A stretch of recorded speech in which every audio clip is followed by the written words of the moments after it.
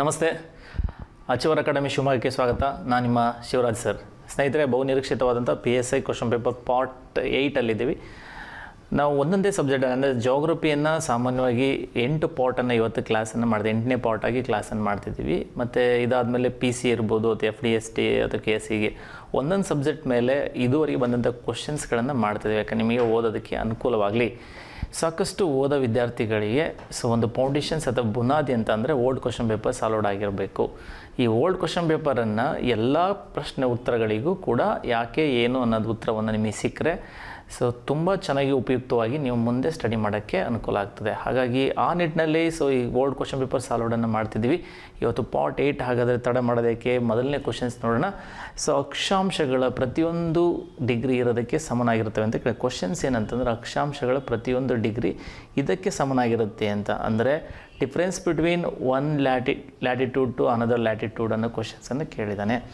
ಒಂದು ಅಕ್ಷಾಂಶದಿಂದ ಇನ್ನೊಂದು ಅಕ್ಷಾಂಶಕ್ಕೆ ಇರುವಂಥ ಅಂತರ ಎಷ್ಟು ಅನ್ನೋದು ಇದು ಪ್ರಶ್ನೆಯ ಉತ್ತರ ಆಗಿರುತ್ತೆ. ನೀವು ಹಂಗೆ ಮಾಡ್ಕೋಬೇಕಾಗತ್ತೆ. ಓಕೆ, ನೋಡೋಣ ಏನಾಗಿರ್ಬೋದು ಅಂತ ನೋಡೋಣ. ಓಕೆ, ನಿಮಗೆ ಅಕ್ಷಾಂಶಗಳು ಕೇಳಿದರೆ ನಿಮಗೆ ಗೊತ್ತಿದೆ ಒಟ್ಟು ಉತ್ತರದಲ್ಲಿ 90 ಅಕ್ಷಾಂಶಗಳಿದೆ. 90. ದಕ್ಷಿಣದಲ್ಲಿ 90 ಅಕ್ಷಾಂಶಗಳಿದ್ದಾವೆ. ಟೋಟಲ್ 180 ಅಕ್ಷಾಂಶಗಳನ್ನು ಕಾಣ್ತೀವಿ ಅಂತ. ಬಟ್ ಇಲ್ಲಿ ಕ್ವಶನ್ಸ್ ಕೇಳುವಾಗ ಇತ್ತೀಚೆಗೆ ಭಾಳ ಸೂಕ್ಷ್ಮವಾಗಿ ಕೇಳ್ತಾ ಇದ್ದಾರೆ. ಒಟ್ಟು ಅಕ್ಷಾಂಶಗಳೆಷ್ಟು ಅಂತೇಳಿ ಕ್ವಶನ್ ಅಂತ ಅರ್ಥ ಮಾಡ್ಕೊಳ್ಳಿ. ಒಟ್ಟು ಅಕ್ಷಾಂಶಗಳೆಷ್ಟು ಅಥವಾ ಒಟ್ಟು ಅಕ್ಷಾಂಶ ರೇಖೆಗಳೆಷ್ಟು ಅಂತ 2 ಥರ ಕ್ವಶನ್ಸ್ ಕೇಳ್ತಾನೆ. ಬರೀ ಒಟ್ಟು ಅಕ್ಷಾಂಶಗಳು ಕೇಳಿದರೆ ನಮಗೆ ಉತ್ತರದಲ್ಲಿ 90, ದಕ್ಷಿಣದಲ್ಲಿ 90 ಪ್ಲಸ್ 0 ಡಿಗ್ರಿ ಒಂದಿರುತ್ತೆ, ಪ್ಲಸ್ 0 ಡಿಗ್ರಿ ಅಕ್ಷಾಂಶ ಇರುತ್ತೆ. ಇದನ್ನು ಸೇರಿದರೆ 181 ಅಕ್ಷಾಂಶಗಳನ್ನು ಕಾಣ್ಬೋದಾಗಿದೆ. ಬಟ್ ಇಲ್ಲಿ ರೇಖೆ ಅಂತ ಕೇಳಿದಾಗ ಒಟ್ಟು ಅಕ್ಷಾಂಶಗಳ ಲೈನ್ ಅಂತ ಲ್ಯಾಟಿಟ್ಯೂಡ್ ಲೈನ್ ಅಂತ ಕೇಳಿದಾಗ ಹುಷಾರಿರಬೇಕಾಗತ್ತೆ. ಯಾಕೆಂದರೆ 90 ಡಿಗ್ರಿ ನಿಮಗೆ ಗೊತ್ತಿರೋಂಗೆ 90 ಡಿಗ್ರಿ ಉತ್ತರ ಮತ್ತು ದಕ್ಷಿಣಕ್ಕೆ ರೇಖೆ ಇಲ್ಲ, ಲೈನ್ ಇಲ್ಲ. ಹಾಗಾಗಿ ಇದರಿಂದ -2 ಮಾಡ್ಕೋಬೇಕು.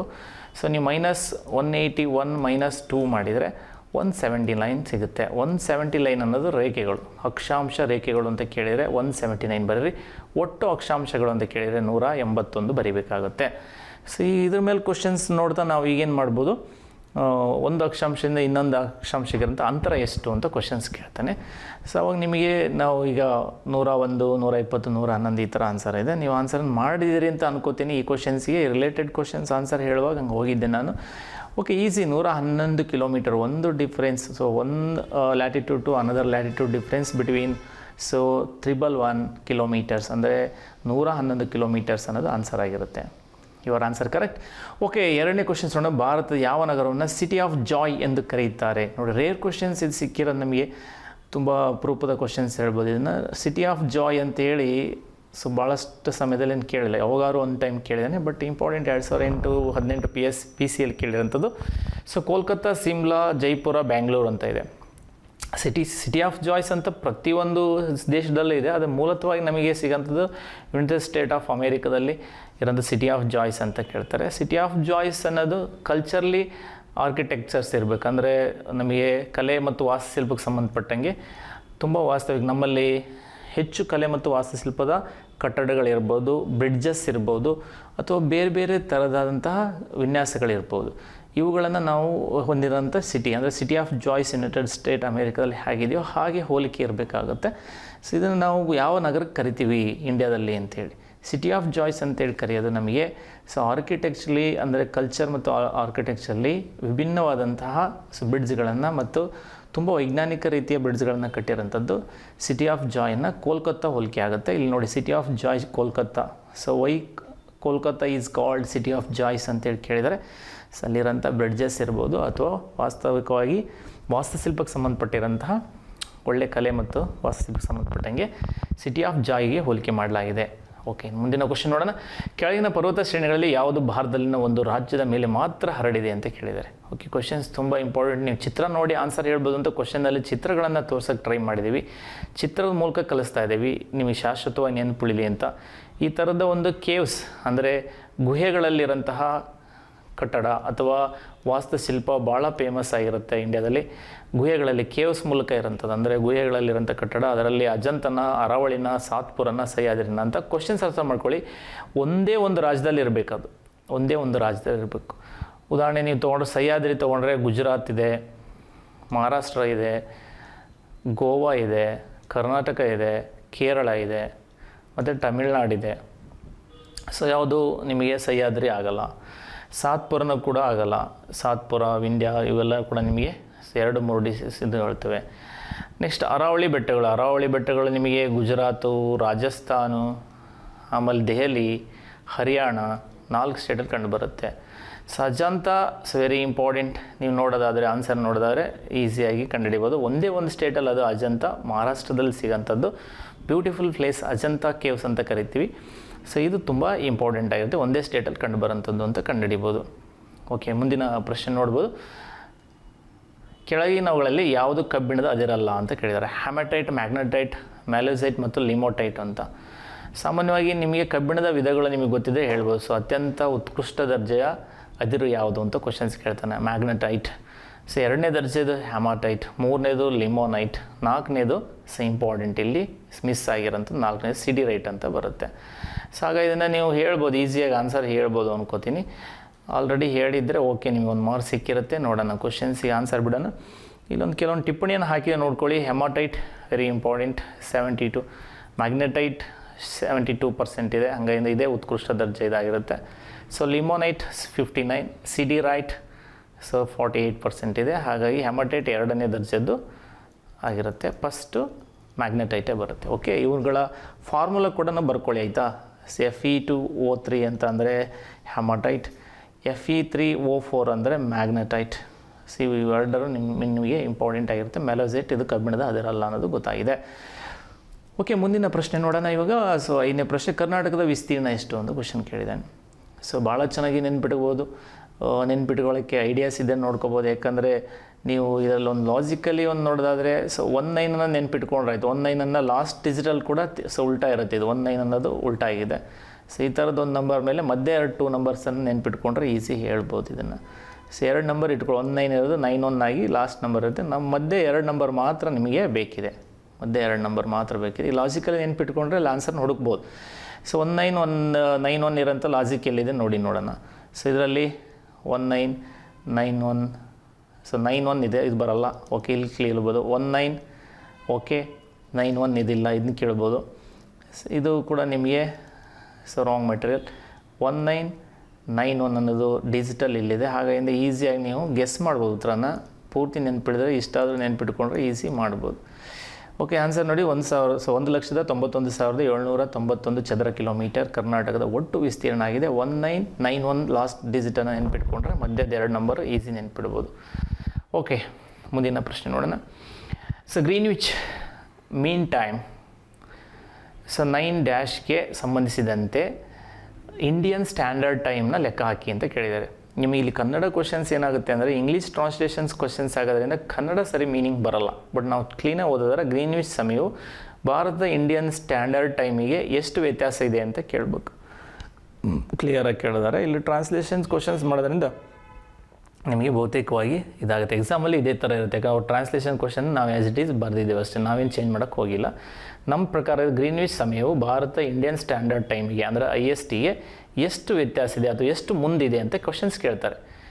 ಆಯಿತಾ, ಭಾರತದ IST ಇಂಡಿಯನ್ ಸ್ಟ್ಯಾಂಡರ್ಡ್ ಟೈಮ್ ಅಂತ ಕರಿತಾರೆ IST. ಸೊ IST ಇರೋದು ಅಲಹಾಬಾದ್ 82.5 ಡಿಗ್ರಿ 82.5 ಡಿಗ್ರಿ.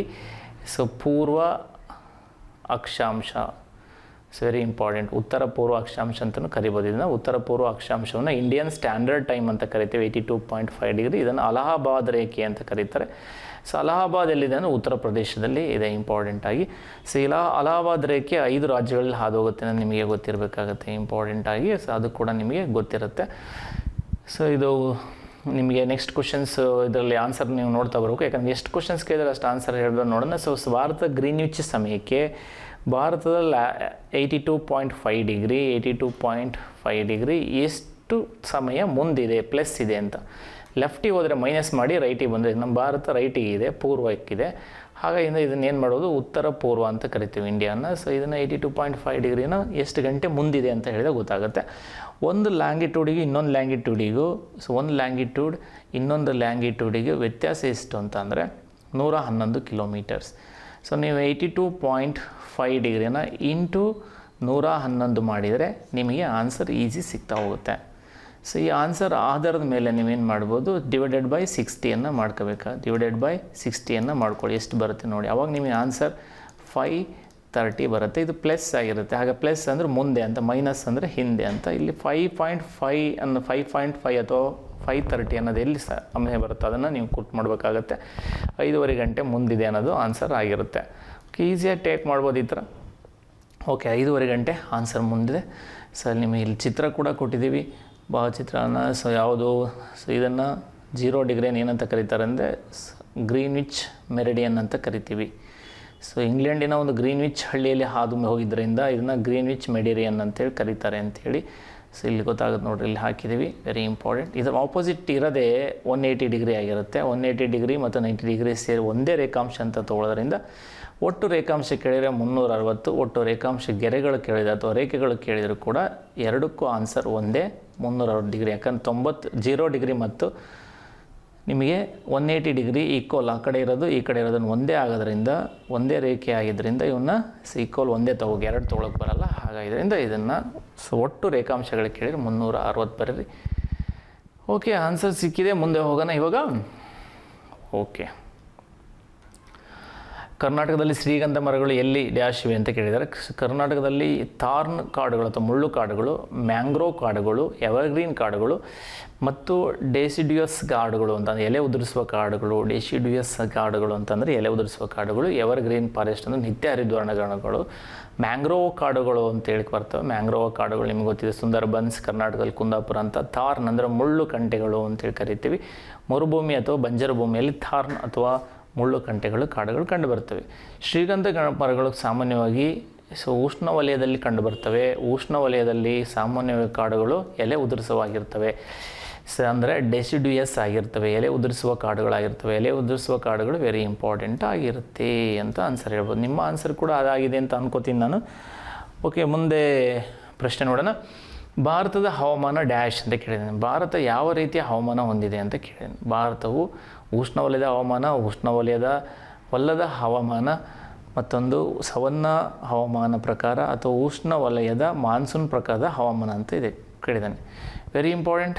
ಸೊ ಭಾರತದ ಮೇಲೆ ನಿಮಗೆ ಗೊತ್ತಿದೆ, ಸೊ ಮಾನ್ಸೂನ್, ನೈಋತ್ಯ ಮಾನ್ಸೂನ್ ಮಾರುತಗಳ ಮೇಲೆ 90% ಮಳೆಯನ್ನು ಆಧರಿಸಿರುತ್ತೆ. ಇದರ ಮೇಲೆ ನಮಗೆ ಕಾಡುಗಳಾಗಿರ್ಬೋದು, ಬೆಳೆ ಆಗಿರ್ಬೋದು ಅಥವಾ ವಾತಾವರಣ, ಹವಾಮಾನ, ಉಷ್ಣಾಂಶ, ಒತ್ತಡ ಪ್ರತಿಯೊಂದು ಅವಲಂಬಿಸಿರುತ್ತೆ. ಭಾರತದ ಮೇಲೆ 90% ಆಗಿರುತ್ತೆ. ಹಾಗಾಗಿ ಇದರಿಂದ ಭಾರತ ಆಲ್ಮೋಸ್ಟ್ ಉಷ್ಣವಲಯದಲ್ಲಿದೆ. ಯಾವ ವಲಯದಲ್ಲಿದೆ? ಉಷ್ಣವಲಯದಲ್ಲಿ. ಉಷ್ಣವಲಯದ ಮಾನ್ಸೂನ್ ಮಾರುತಗಳು ಅಂತ ಹೇಳಿ ಆನ್ಸರನ್ನು ಹೇಳ್ಬೋದು. ಬೇಕಾದ್ರೆ ನೋಡೋಣ. ಸೊ ಆನ್ಸರನ್ನು ಚೆಕ್ ಮಾಡೋಣ ಒಂದ್ಸರಿ. ಎಸ್, ಉಷ್ಣವಲಯದ ಮಾನ್ಸೂನ್ ಪ್ರಕಾರದ ಹವಾಮಾನ ಆಗಿರುತ್ತೆ. ಬರೀ ಉಷ್ಣವಲಯ ಅಲ್ಲ. ಸೊ ಇಂಡಿಯಾ ಡಿಪೆಂಡ್ ಆಗಿರೋದೇ 90% ಹವಾಮಾನ ಯಾವುದ್ರ ಮೇಲೆ? ಮಾನ್ಸೂನ್ ಮೇಲೆ. ಅದು ಯಾವ ಮಾನ್ಸೂನ್ ಅಂದರೆ ನೈಋತ್ಯ ಮಾನ್ಸೂನ್ ಅನ್ನೋದು ವೆರಿ ಇಂಪಾರ್ಟೆಂಟು. ಓಕೆ, ಇದಕ್ಕೆ ಆನ್ಸರ್. ನೆಕ್ಸ್ಟ್, ಕರ್ನಾಟಕದಲ್ಲಿ ಪುಷ್ಪಗಿರಿ ಅಭಯಾರಣ್ಯ ಯಾವ ಜಿಲ್ಲೆಯಲ್ಲಿ ಸ್ಥಾಪಿತ ಆಗಿದೆ ಅಂತ. ಕರ್ನಾಟಕದಲ್ಲಿ ಪುಷ್ಪಗಿರಿ ಅರಣ್ಯವು ಯಾವ ಜಿಲ್ಲೆಯಲ್ಲಿದೆ ಅಂತ ವೆರಿ ಇಂಪಾರ್ಟೆಂಟ್. ಭಾಳ ಒಂದು ಮನಮೋಹಕವಾದಂಥ ದೃಶ್ಯ ಇದು. ಈ ಒಂದು ಇದನ್ನು ನೀವು ಇಲ್ಲಿ ನೋಡೋಕ್ಕೆ ಹೋದರೆ ತುಂಬ ಒಂಥರ ಸ್ವಿಟ್ಜರ್ಲೆಂಡ್ ಫೀಲನ್ನು ಕೊಡುತ್ತೆ. ಸೊ ಅದಕ್ಕೆ ಒಂದು ಬೆಟ್ಟದ ಚಿತ್ರನ ಹಾಕಿ, ಬೆಟ್ಟ ನೋಡಿದರೆ ನಿಮಗೆ ಬೇಗ ನೆನಪು ಬರಲಿ ಅಂತ. ಭಾರತದಲ್ಲಿ ಪುಷ್ಪಗಿರಿ ಅಭಯಾರಣ್ಯ ಇರೋಂಥದ್ದು ಎಲ್ಲಿ ಅಂತ ಕ್ವಶನ್ಸ್ ಕೇಳಿದ್ದಾನೆ. ಸೊ ನೀವು ಆನ್ಸರ್ ಮಾಡ್ಬೋದು. ಕೊಡಗು, ಹಾಸನ, ಮೈಸೂರು, ಉಡುಪಿ ಅಂತ ಇದೆ. ಯಾರು ಆನ್ಸರ್ ಮಾಡಿದರೆ ನೋಡೋಣ. ಓಕೆ, ಪಟ್ ಅಂತ ಆನ್ಸರ್ ಮಾಡಿ. ಓಕೆ, ಸಾಕಷ್ಟು ಜನ ಆನ್ಸರ್ ಮಾಡಿರ್ತೀರಾ. ಓಕೆ, ನೋಡೋಣ. ಸೊ ಕೊಡಗು ಅಂತ ಬರುತ್ತೆ ಆನ್ಸರ್ ಅಲ್ವಾ. ಕೊಡಗು ನಿಮಗೆ ಕಿತ್ತಳೆಯ ನಾಡು ಅಂತೇಳಿ ಕರಿತೀವಿ. ಕರ್ನಾಟಕದ ಸ್ವಿಟ್ಜರ್ಲ್ಯಾಂಡ್ ಅಂತ ಕೂಡ ಕೊಡಗನ್ನು ಕರಿತೀವಿ. ಸೊ ಕೊಡಗು ತುಂಬ ಒಳ್ಳೆ ವಾತಾವರಣ ಇದೆ. ಮಡಿಕೇರಿ, ಇಡಿಕೇರಿ ಎಲ್ಲ ನೋಡಿರಿ. ಕರ್ನಾಟಕದ ಸ್ವಿಟ್ಜರ್ಲ್ಯಾಂಡ್ ಅನ್ನೋದ್ರಲ್ಲಿ ಎರಡು ಮಾತಿಲ್ಲ ಅಂತ ಹೇಳ್ಬೋದು. ಓಕೆ, ಮುಂದಿನ ಪ್ರಶ್ನೆ ನೋಡೋಣ. ಹಳದಿ ಕ್ರಾಂತಿ ಇದನ್ನು ಸೂಚಿಸುತ್ತದೆ ಅಂತ ನೋಡಿ. ಮೀನು ಅಭಿವೃದ್ಧಿಗೆ, ಕೃಷಿ, ತೈಲ ಉತ್ಪಾದನೆ ಮತ್ತು ಮಸಾಲೆ. ನಾನು ಮೊದಲನೇ ಪಾರ್ಟ್ 1 ಮಾಡುವಾಗ ನಿಮಗೆ ಎಲ್ಲ ಕ್ರಾಂತಿಗಳ ರೆವಲ್ಯೂಷನ್ಸ್ಗಳ ಬಗ್ಗೆ ನಿಮಗೆ ಚಾರ್ಟ್ ಕೊಟ್ಟಿದ್ದೀನಿ. ಆ ಚಾರ್ಟನ್ನು ಇನ್ನೊಂದು ಸರಿ ನೋಡ್ಕೊಳ್ಳಿ ಪಾರ್ಟ್ 1 ನೋಡುವಾಗ. ಇಲ್ಲ ನೋಟ್ ಮಾಡಿ ಇಟ್ಕೊಳ್ರಿ. ಪದೇ ಪದೇ ಅದನ್ನೇ ನಾನು ಹೇಳ್ತಾ ಇದ್ದರೆ ನಿಮಗೆ ಬೋರ್ ಆಗ್ತದೆ. ಹಾಗಾಗಿ ನಾನು ಈಗ ಆನ್ಸರ್ ನೋಡೋಣ. ಸೊ ಇವಕ್ಕೆ ಯಾವಕ್ಕೆ ಟ್ಯಾಲಿ ಇದೆ ಅದನ್ನು ಮಾಡ್ತಾ ಹೋಗಿದ್ದೇವೆ ಅಷ್ಟೇ. ಮೀನು ಕ್ರಾಂತಿಗೆ ನೀಲಿ ಕ್ರಾಂತಿ ಅಂತ ಕರೀತಾರೆ. ಕೃಷಿಯಲ್ಲಿ ಹೆಚ್ಚು ಉತ್ಪಾದನೆ ಆದರೆ ಹಸಿರು ಕ್ರಾಂತಿ ಅಂತಾರೆ. ತೈಲ ಬೀಜಗಳ ಹೆಚ್ಚು ಕ್ರಾಂತಿ ಆದರೆ ಹಳದಿ ಬೀಜ ಅಂತಾರೆ. ಸೊ ಮಸಾಲೆ ಪದಾರ್ಥಗಳು, ಸೊ ಇವನ್ನ ಕೇಳ್ತಾರೆ. ಈ ಸರಿ ನಿಮಗೆ ಕ್ವಶನ್ಸ್ ಇರೋಂಥದ್ದು ಭಾಳಷ್ಟು ಇರೋಂಥದ್ದು ಯಾವುದಂದ್ರೆ ತೈಲ ಉತ್ಪಾದನೆ ಬಗ್ಗೆ ಏನಾದ್ರು ಕ್ವಶನ್ಸ್ ಕೇಳ್ಬೋದು. ಯಾಕಂದ್ರೆ ತೈಲ ಬೆಲೆ ಸಿಕ್ಕಾಬಟ್ಟೆ ಇದಾಗಿದೆ. ಎಣ್ಣೆ, ಅಡುಗೆ ಎಣ್ಣೆ ಇರ್ಬೋದು, ಮತ್ತು ಪೆಟ್ರೋಲ್, ಡೀಸೆಲ್ ಇರ್ಬೋದು, ವಾಹನಗಳ ಎಣ್ಣೆ ಇರ್ಬೋದು. ಸೊ ಇವೆರಡೂ ಕೂಡ ನಿಮಗೆ ಇಂಪಾರ್ಟೆಂಟ್. ಅಡುಗೆ ಎಣ್ಣೆ ಕೂಡ ನಿಮಗೆ ಗೊತ್ತಿದೆ. ಸೊ 58% ವಿದೇಶದಿಂದ ಆಮದು ಮಾಡ್ಕೋತೀವಿ. ಸೊ ವಾಹನಗಳ ಅಪಿಯಲ್ಲಿ ಕೂಡ ನಿಮಗೆ ಸುಮಾರು 70ಕ್ಕಿಂತ ಹೆಚ್ಚು ಭಾಗ ನಾವು ವಿದೇಶದಿಂದ ಆಮದು ಮಾಡ್ಕೊಳ್ಳೋದ್ರಿಂದ ಕಚ್ಚಾ ತೈಲಗಳ ಬೆಲೆ ಹೆಚ್ಚಾಗಿದ್ದರಿಂದ ನಮಗೆ ಅತಿ ಹೆಚ್ಚು ಬೆಲೆ ಆಗಿದ್ದರಿಂದ ಕರ್ನಾಟಕ ಭಾರತದಲ್ಲಿ ಇವುಗಳ ಉತ್ಪಾದನೆ ಇಲ್ಲ, ಕಮ್ಮಿ ಇದೆ. ಎಣ್ಣೆ ಕಾಳು ಇರ್ಬೋದು ಅಥವಾ ವಾಹನಗಳಿಗೆ ಸಂಬಂಧಪಟ್ಟಿರೋಂಥ ಪೆಟ್ರೋಲ್, ಡೀಸೆಲ್, ಕಚ್ಚಾ ತೈಲಗಳ ಉತ್ಪಾದನೆ ಇಲ್ಲ. ಹಾಗಾಗಿ ಇದರಿಂದ ಬೆಲೆ ಏರಿಕೆ ನಿಮಗೆ 100 ರೂಪೀಸ್ಗಿಂತ ಜಾಸ್ತಿ ಆಗಿದೆ. ಇತ್ತೀಚೆಗೆ ಇದಾಗೋದ್ರಿಂದ ಈ ಕ್ವಶನ್ಸ್ ಬರೋ ಸಾಧ್ಯತೆ ಇದೆ, ನೋಡ್ಕೊಳ್ಳಿ ಅಂತ ಹೇಳ್ಬೋದು. ಜೋಗ ಫಾಲ್ಸ್ ಯಾವ ಜಿಲ್ಲೆಯಲ್ಲಿದೆ ಅಂತ ಈಸಿ ಕ್ವಶನ್ಸ್. ಜೋಗ ಫಾಲ್ಸ್ ಶಿವಮೊಗ್ಗದಲ್ಲಿದೆ. ಕ್ವಶನ್ಸ್ ನಾನು ಕೇಳೋದು ಇದ್ರ ಮೇಲೆ, ಜೋಗ ಫಾಲ್ಸ್ ಎಷ್ಟು ಮೀಟರ್ ಎತ್ತರ ಇದೆ, ಎಷ್ಟು ಮೀಟರ್ಸ್ ಅಥವಾ ಅಡಿ ಎರಡನ್ನು ಹೇಳಿ. ಯಾವ ನದಿಗಿದೆ,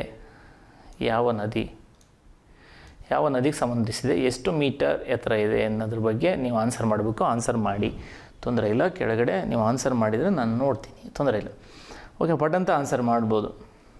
ಜೋಗ ಫಾಲ್ಸ್ ಇದು ಇಂಪಾರ್ಟೆಂಟ್, ನಿಮಗೆ ಸಾಕಷ್ಟು ಸರಿ ಕ್ವಶನ್ಸ್ ಬರುತ್ತೆ. ರಾಜಾ ರಾಣಿ ರೋಲರ್ ರಾಕೆಟ್ ಅಂತೇಳಿ ಅಲ್ವಾ, 4 ಇದು ರಾಜಾ ರಾಣಿ ರೋಲರ್. ಯಾರಿಗೆ ಗೊತ್ತಿಲ್ಲ, ಯಾರಿಗೆ ಗೊತ್ತಿದೆ. ಹಂಗಾರೆ ಇದನ್ನು ಯಾರು ಕರೆದ್ರು ಅಂತ, ಇದನ್ನು ಯಾರು ಹೆಸರಿಟ್ರು ಫಸ್ಟ್ ಮೊದಲು ಕರೆದವರು, ಇದನ್ನು ಮೊದಲು ಕರೆದವರು ಯಾರು, ನನಗೆ ಆನ್ಸರ್ ಮಾಡಿ. ಇದನ್ನು ಮೊದಲು ಕರೆದ ರಾಜಾ ರಾಣಿ ರೋಲರ್ ರಾಕೆಟ್ ಎಂದು ಯಾರು ಹೆಸರು ಕರೆದರು? ಕ್ಲೂ ಕೊಡ್ತೀನಿ. ಒಬ್ಬ ಮೈಸೂರು ರಾಜ ಕರೀತಾನೆ ಇದನ್ನು. ಯಾವ ಮೈಸೂರು ರಾಜ ಅಂತ ಹೇಳ್ಬೇಕು, ಯಾವ ಒಡೆಯರು ಅಂತ ಹೇಳ್ಬೇಕು. ಓಕೆ, ಎಷ್ಟು ಮೀಟರ್ಸ್ ಆನ್ಸರ್ ಮಾಡಿರ್ತೀನಿ ಅಂತೀನಿ. ಇಲ್ಲ ಅಂದರೆ ನಾನೇ ನಿಮಗೆ ಆನ್ಸರ್ ಹೇಳ್ತೀನಿ, ತೊಂದರೆ ಇಲ್ಲ, ಆಯಿತಾ? ಓಕೆ, ಜೋಗ ಜಲಪಾತ ನಿಮಗೆ 253 ಮೀಟರ್ಸ್ ಅಂದರೆ ಎತ್ತರದಿಂದ ಬೀಳುತ್ತೆ. ಭಾರತ ಅತ್ಯಂತ ಎತ್ತರದಿಂದ ಬೀಳುವಂಥ ಫಾಲ್ಸ್ ಅಂತ ಕರಿತೀವಿ ಅಲ್ವಾ. ಎಸ್, ಮುಂದಿನ ಪ್ರಶ್ನೆ. ಹಿಮದಿಂದ ಆವರಿಸಿರುವ ದಕ್ಷಿಣ ಧ್ರುವದ ಖಂಡವನ್ನು ಏನೆಂದು ಕರೆಯುತ್ತಾರೆ ಅಂತ ಕ್ವಶನ್ಸ್ ಕೇಳಿದ್ದಾರೆ. ಹಿಮದಿಂದ ಆವೃತವಾಗಿರುವ ದಕ್ಷಿಣ ಧ್ರುವದ ಖಂಡವನ್ನು ಏನೆಂದು ಕರೆಯುತ್ತಾರೆ? ನೋಡಿ, ಖಂಡಗಳು ಗೊತ್ತಿರ್ಬೇಕು ನಿಮಗೆ, ವೆರಿ ಇಂಪಾರ್ಟೆಂಟ್. ವಿಶ್ವದಲ್ಲಿರೋಂಥ ಖಂಡಗಳು ಎಷ್ಟು? 7 ಖಂಡಗಳು. 7 ಖಂಡಗಳು ಯಾವ್ಯಾವ ಅನ್ನೋದು ನಿಮಗೆ ಗೊತ್ತಿದ್ದರೆ ಈಸಿ ಆನ್ಸರ್ ಮಾಡ್ಬೋದು ಅನ್ಕೋತೀನಿ. ಓಕೆ, ನಂಬರ್ 1 ವಿಶ್ವದಲ್ಲಿ ಅತ್ಯಂತ ದೊಡ್ಡ ಖಂಡ ಏಷ್ಯಾ ಖಂಡ ಆಗಿರುತ್ತೆ. ಯಾವುದಾಗಿರುತ್ತೆ? ಏಷ್ಯಾ ಖಂಡ ಆಗಿರುತ್ತೆ, ನಂಬರ್ 1.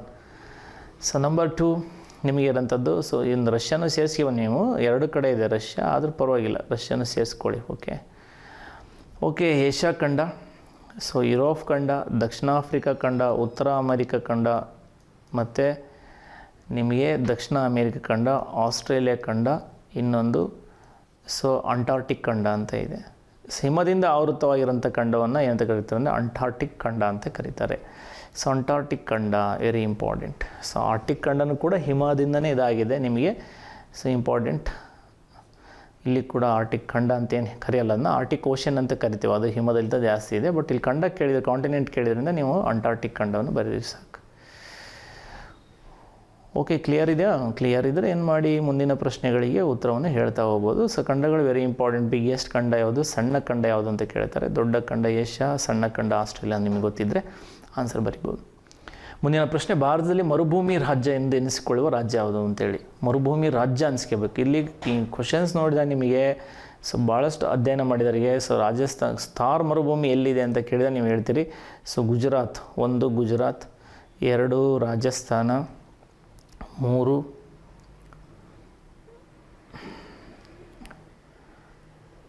ಹರಿಯಾಣ,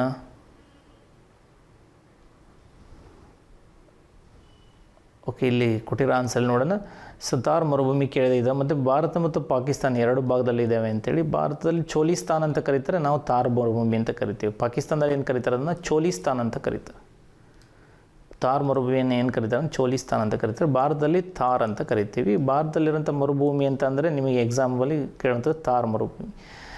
ಇಲ್ಲಿ ರಾಜ್ಯ ಎನಿಸಿಕೊಂಡಿರೋ ಸಂಪೂರ್ಣವಾಗಿ ಭಾಳಷ್ಟು ಅಂದರೆ ವ್ಯಾಪಿಸಿರೋದು ಯಾವ ರಾಜ್ಯಕ್ಕೆ ಸಂಬಂಧಪಟ್ಟಿರುತ್ತೆ ಅಂದರೆ ಇಂಪಾರ್ಟೆಂಟು ರಾಜಸ್ಥಾನಕ್ಕೆ ಸಂಬಂಧಪಡುತ್ತೆ ಸಂಪೂರ್ಣವಾಗಿ. ಭಾರತದಲ್ಲಿ ನಿಮಗೆ ಗುಜರಾತ್ ಇದೆ, ಹರಿಯಾಣನೂ ಇದೆ, ಹಾಗಾಗಿ ಕನ್ಫ್ಯೂಸ್ ಆಗುತ್ತೆ ನಿಮಗೆ ಆನ್ಸರು. ಬಟ್ ನಿಮಗೆ KS ಲೆವೆಲಿಗೆ ಆದರೆ 1 2 3 4 1 2 3 ಸರಿ, 1 3 4 ಸರಿ, ಈ ಥರ ಎಲ್ಲ ಕ್ವಶನ್ಸ್ ಕೇಳ್ತಾನೆ.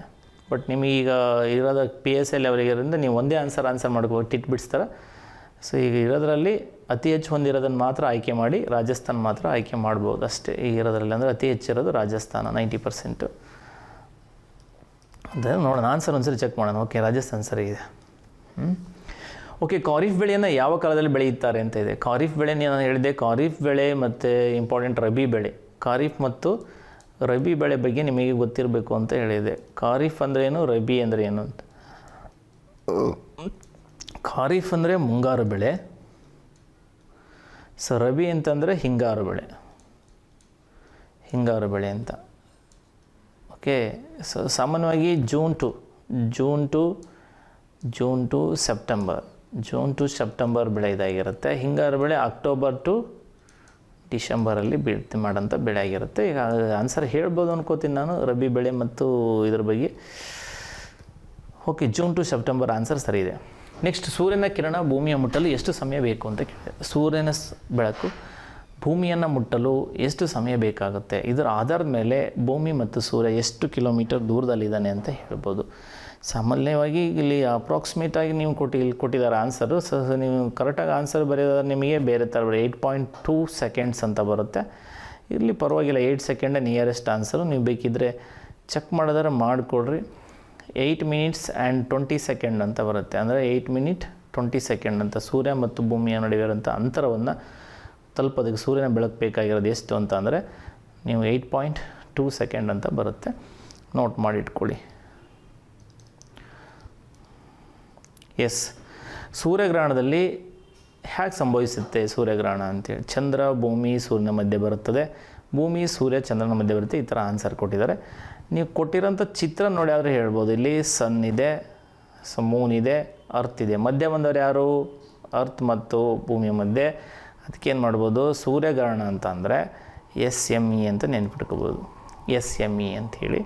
ಚಂದ್ರಗ್ರಹಣ ಅಂತ ಕೇಳಿದರೆ SEM ಅಂತ ನೆನ್ಪಿಟ್ಕೋಬೋದು. ಇದನ್ನು ಚಂದ್ರಗ್ರಹಣ SEM ಅಂದರೆ ಚಂದ್ರ, SME ಅಂದರೆ ಸೂರ್ಯ ಅಂತ ನೆನ್ಪಿಟ್ಕೊಬಿಟ್ರೆ ಈಸಿ. ಅಂದರೆ ಸೂರ್ಯಗ್ರಹಣ ಆಗೋದು ಮಧ್ಯ ಮೂನ್ ಬಂದಾಗ, ವೆರಿ ಇಂಪಾರ್ಟೆಂಟ್. ಚಂದ್ರಗ್ರಹಣ ಬರೋದು ಮಧ್ಯ ನಿಮಗೆ ಅರ್ತ್ ಭೂಮಿ ಬಂದಾಗ. ಈಗ ಮೂನ್ ನೋಡಿ ಬಂದಿದೆ, ಮೂನ್ ಬಂದ್ರಿಂದ ಚಂದ್ರನ ಶ್ಯಾಡೋ ಭೂಮಿ ಮೇಲೆ ಬೀಳೋದ್ರಿಂದ ಯಾವ ಗ್ರಹಣ ಸಂಭವಿಸುತ್ತೆ ಅಂದರೆ ಸೂರ್ಯಗ್ರಹಣ ಸಂಭವಿಸುತ್ತದೆ. ಓಕೆನಾ? ಎಸ್, ನೆನ್ಪಿಟ್ಕೊಳ್ಳಿ. ನೆಕ್ಸ್ಟ್, ಚಂದ್ರ ಭೂಮಿ ಮತ್ತು ಸೂರ್ಯನ ಮಧ್ಯೆ ಬರ್ತದೆ. ಚಂದ್ರ ಭೂಮಿ ಮತ್ತು ಸೂರ್ಯನ ಮಧ್ಯೆ ಬರುತ್ತದೆ. Answer right. ಇದರಲ್ಲಿ ಏರ್ ಈಸ್ ರೈಟ್ ಅಂತ ಆನ್ಸರ್ ಕೊಡೋಣ. ಓಕೆನಾ? ರೈಟ್ ಇದೆ, ನಿಮ್ಮದು ರೈಟ್ ಇದೆ. ಕರ್ನಾಟಕ ಎಷ್ಟು ರಾಜ್ಯಗಳ ಜೊತೆ ಗಡಿ ಹೊಂದಿದೆ ಅಂತ. Very important questions. ಕರ್ನಾಟಕ ಯಾವ್ಯಾವ ರಾಜ್ಯಗಳಲ್ಲಿ ಗಡಿ ಹೊಂದಿದೆ ಅದು ಇಂಪಾರ್ಟೆಂಟ್ ನಿಮಗೆ. ಮತ್ತು ಅದರ ಬೇರೆ ನಿಮಗೆ ಎಕ್ಸಾಮಲ್ಲಿ ಹೀಗೆ ಕೇಳೋದುಂಟು. ಇಲ್ಲಾಂದರೆ ಕರ್ನಾಟಕದ ವಾಯುವ್ಯದಲ್ಲಿರೋಂಥದ್ದು ಯಾವುದು ಅಂತ ಕೇಳ್ತಾರೆ. ಕರ್ನಾಟಕದ ವಾಯುವ್ಯ ದಿಕ್ಕಲ್ಲಿರೋಂಥದ್ದು ಯಾವುದು ರಾಜ್ಯ ಅಂತ ಕೇಳ್ತಾರೆ. ಉತ್ತರದಲ್ಲಿರೋಂಥ ರಾಜ್ಯ ಯಾವುದು ಅಂತ ಕೇಳ್ತಾರೆ. ಪೂರ್ವದಲ್ಲಿರೋಂಥ ರಾಜ್ಯ ಯಾವುದು, ಆಗ್ನೇಯದಲ್ಲಿರೋಂಥ ರಾಜ್ಯ ಯಾವುದು, ನೈಋತ್ಯದಲ್ಲಿರೋಂಥ ರಾಜ್ಯ ಯಾವುದು, ವಾಯುವ್ಯದಲ್ಲಿರೋಂಥ ರಾಜ್ಯ ಯಾವುದು ಅಂತ ಕೇಳ್ತಾರೆ. ಇಂಪಾರ್ಟೆಂಟ್ ಆಯಿತಾ? ಇದು ಕೂಡ ಇಂಪಾರ್ಟೆಂಟ್ ಆಗಿರುತ್ತೆ. ಇದು ನೀವು ನೋಡ್ಕೋಬೇಕಾದ್ರೆ ಎಷ್ಟು ರಾಜ್ಯ ಹೇಳಿದಿರಿ ಅಂತ ಅನ್ಕೋತೀನಿ. ಸೊ ಈಗ ನೋಡಿ ಗೊತ್ತಾಗುತ್ತೆ. ಕರ್ನಾಟಕ ನಿಮಗೆ ವೆರಿ ಇಂಪಾರ್ಟೆಂಟ್ ಆಗುತ್ತೆ. 6 ರಾಜ್ಯಗಳ ಗಡಿಯನ್ನು ಹೊಂದಿದೆ.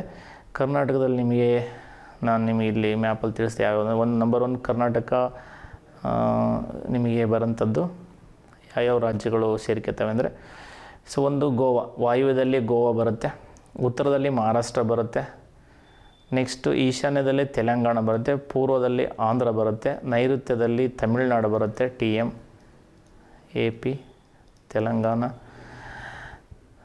ನೆಕ್ಸ್ಟು ನಿಮಗೆ ದಕ್ಷಿಣದಲ್ಲಿ ಮತ್ತು ನೈಋತ್ಯದಲ್ಲಿ ಕೇರಳ ಬರುತ್ತೆ, ದಕ್ಷಿಣದಲ್ಲಿ TM ತಮಿಳುನಾಡು ಬರುತ್ತೆ, ಆಗ್ನೇಯ ಮತ್ತು ನಿಮಗೆ ದಕ್ಷಿಣದಲ್ಲಿ ತಮಿಳುನಾಡು ಬರುತ್ತೆ, ಪೂರ್ವದಲ್ಲಿ ಆಂಧ್ರ ಪ್ರದೇಶ ಬರುತ್ತೆ, ಈಶಾನ್ಯದಲ್ಲಿ ತೆಲಂಗಾಣ ಬರುತ್ತೆ, ಉತ್ತರದಲ್ಲಿ ಮಹಾರಾಷ್ಟ್ರ ಬರೀರಿ, ವಾಯುವ್ಯದಲ್ಲಿ ಯಾವುದನ್ನು ಬರೀರಿ, ಗೋವಾ ಬರೀರಿ, ಪಶ್ಚಿಮ ಇನ್ನೊಂದು ಉಳಿದು ಪಶ್ಚಿಮದಲ್ಲಿ ಅರಬ್ಬಿ ಸಮುದ್ರ ಬರೀರಿ.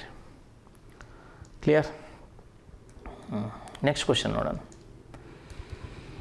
ಭಾರತದ ಯಾವ ರಾಜ್ಯದ ಮೂಲಕ ಅರಾವಳಿ ಪರ್ವತ ಶ್ರೇಣಿ ಹಬ್ಬಿದೆ ಅಂತ ಇದೆ. ಭಾರತದ ಯಾವ ರಾಜ್ಯದ ಮೂಲಕ ಅರಾವಳಿ ಪರ್ವತ ಶ್ರೇಣಿ ಹಬ್ಬಿದೆ ಅಂತ ಕೇಳಿದೆ. ಅರಾವಳಿ ಬಗ್ಗೆ ನಾನು ಆಲ್ರೆಡಿ ನಿಮಗೆ ಕ್ವಶನ್ಸ್ ಮಾಡಿದ್ದೆ. Very important. ಅರಾವಳಿ ರಾಜ್ಯ ನಿಮಗೆ ಬೆಟ್ಟಗಳು ಸಾಮಾನ್ಯವಾಗಿ ನಿಮಗೆ ಕಾಣಿಸೋದು ಭಾರತದಲ್ಲಿ ತುಂಬ ಇಂಪಾರ್ಟೆಂಟ್ ಕ್ವಶನ್ಸ್ ಆಗಿರುತ್ತೆ. ನೀವು ಇಲ್ಲಿ ನೋಡೋದಾದರೆ ಎಕ್ಸಾಮ್ ದೃಷ್ಟಿಯಿಂದ ಇಲ್ಲಿ ನೋಡಿದ್ರೆ ಬರೀ ರಾಜಸ್ಥಾನ ಅಂತ ಬರೀತೀರಿ, ಬಟ್ KS ಲೆವೆಲಿಗೆ ಹೋಗೋರೆಲ್ಲ ನೋಡ್ಕೊಳ್ರಿ. ರಾಜಸ್ಥಾನ, ಹರಿಯಾಣ, ಡೆಲ್ಲಿ, ಗುಜರಾತ್ 4 ರಾಜ್ಯದಲ್ಲಿ ಅರಾವಳಿ ಶ್ರೇಣಿಗಳು ಹತ್ತವೆ.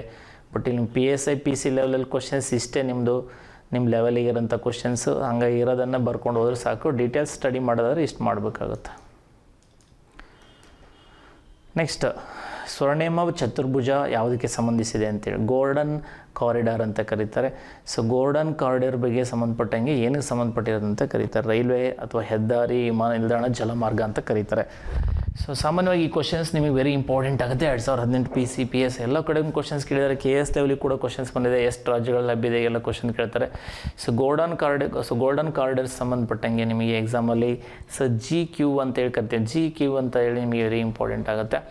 ಸೊ ಇವಕ್ಕೆ ವೆರಿ ಇಂಪಾರ್ಟೆಂಟ್. ಇದು ಹೆದ್ದಾರಿ ಅಂದರೆ ರಸ್ತೆ ಸಾರಿಗೆ ಸಂಬಂಧಪಟ್ಟಿರೋದು. ಇದು ಮುಂದೆ ನಿಮಗೆ ಒಂದು ಕ್ವಶನ್ಸ್ ಬರುತ್ತೆ ಇದರ ಬಗ್ಗೆ. ನಾನು ಅದನ್ನು ಡೀಟೇಲ್ಸಾಗಿ ಹೇಳ್ತಾ ಹೋಗ್ತೀನಿ. ಸೊ ಇವಾಗ ಜಸ್ಟ್ ಇದನ್ನೊಂದು ನೋಡ್ಕೊಂಡಿರಿ. ನೆಕ್ಸ್ಟ್ ನಾನು ಡೀಟೇಲ್ಸ್ ಹೇಳ್ತೇನೆ. ಎಷ್ಟು ರಾಜ್ಯಗಳು ಹಾದೋಗಿದೆ ಮತ್ತು ಯಾವಾಗ ಸ್ಟಾರ್ಟ್ ಆಯಿತು, 2000 ಇಸ್ವಿಯಲ್ಲಿ ವಾಜಪೇಯಿ ಗೌರ್ಮೆಂಟ್ ಇದ್ದಾಗ ಆಯಿತು. ಮತ್ತು GQ ಅಂದರೆ ಏನು ಅಂತೇಳಿ ಅಷ್ಟೊಳಗೆ ಆನ್ಸರ್ ರೆಡಿ ಮಾಡ್ಕೊಂಡಿರಿ. GQ ಅಂದರೆ ಏನು ಅಂತೇಳಿ, GQ ಅಂದರೆ ಏನು ಅಂತ ಕರಿತೀವಿ, ಯಾಕೆ ಕರೀತಾರೆ GQ ಅಂತೇಳಿ, ಎಷ್ಟು ರಾಜ್ಯದಲ್ಲಿ ಹಾದು ಹೋಗುತ್ತೆ ಅಂಥೇಳಿ ನೋಡ್ಕೊಂಡಿರಿ. ನಾನು ರೆಡಿ ಆಗ್ಬೋದು ನೆಕ್ಸ್ಟ್ ಕ್ವಶನ್ಸ್ಗೆ ಅದನ್ನ ವಿವರಣೆ ಮಾಡ್ತೀನಿ. ಈ ಕೆಳಗಿನಗಳಲ್ಲಿ ಯಾವುದು ದೀರ್ಘಾವಧಿಯ ಬೆಳೆ ಆಗಿದೆ ಅಂತ ಕೇಳಿದ್ದಾರೆ. ಭತ್ತ, ಸಾಸಿವೆ, ಕಬ್ಬು, ಗೋಧಿ ಅಂತ ಇದೆ. ಸೊ ಸಾಮಾನ್ಯವಾಗಿ ದೀರ್ಘಾವಧಿ ಬೆಳೆ ಭತ್ತ ಇತ್ತ ನಿಮಗೆಲ್ಲ. ಸೊ ಇವಾಗೆಲ್ಲ ನಿಮಗೆ ಸೀಡ್ಸ್ ಬಂದ್ರಿಂದ ಇವೆಲ್ಲ 3 to 4 ಮಂತಲ್ಲೇ ಬರ್ತವೆ ಇವೆಲ್ಲ. ಸೊ ಸೇಮ್ ಇವೆಲ್ಲ ಬರೋಂಥದ್ದು 3 to 4 ಮಂತಲ್ಲಿ. ಫಸ್ಟಿಗೆ 6 ಮಂತ್ ಇದ್ದು ಇವಾಗೆಲ್ಲ 3 to 4 ಮಂತಿಗೆ ಬರೋಂಥ ಬೆಳೆ ಆಗಿದೆ ಇವೆಲ್ಲ.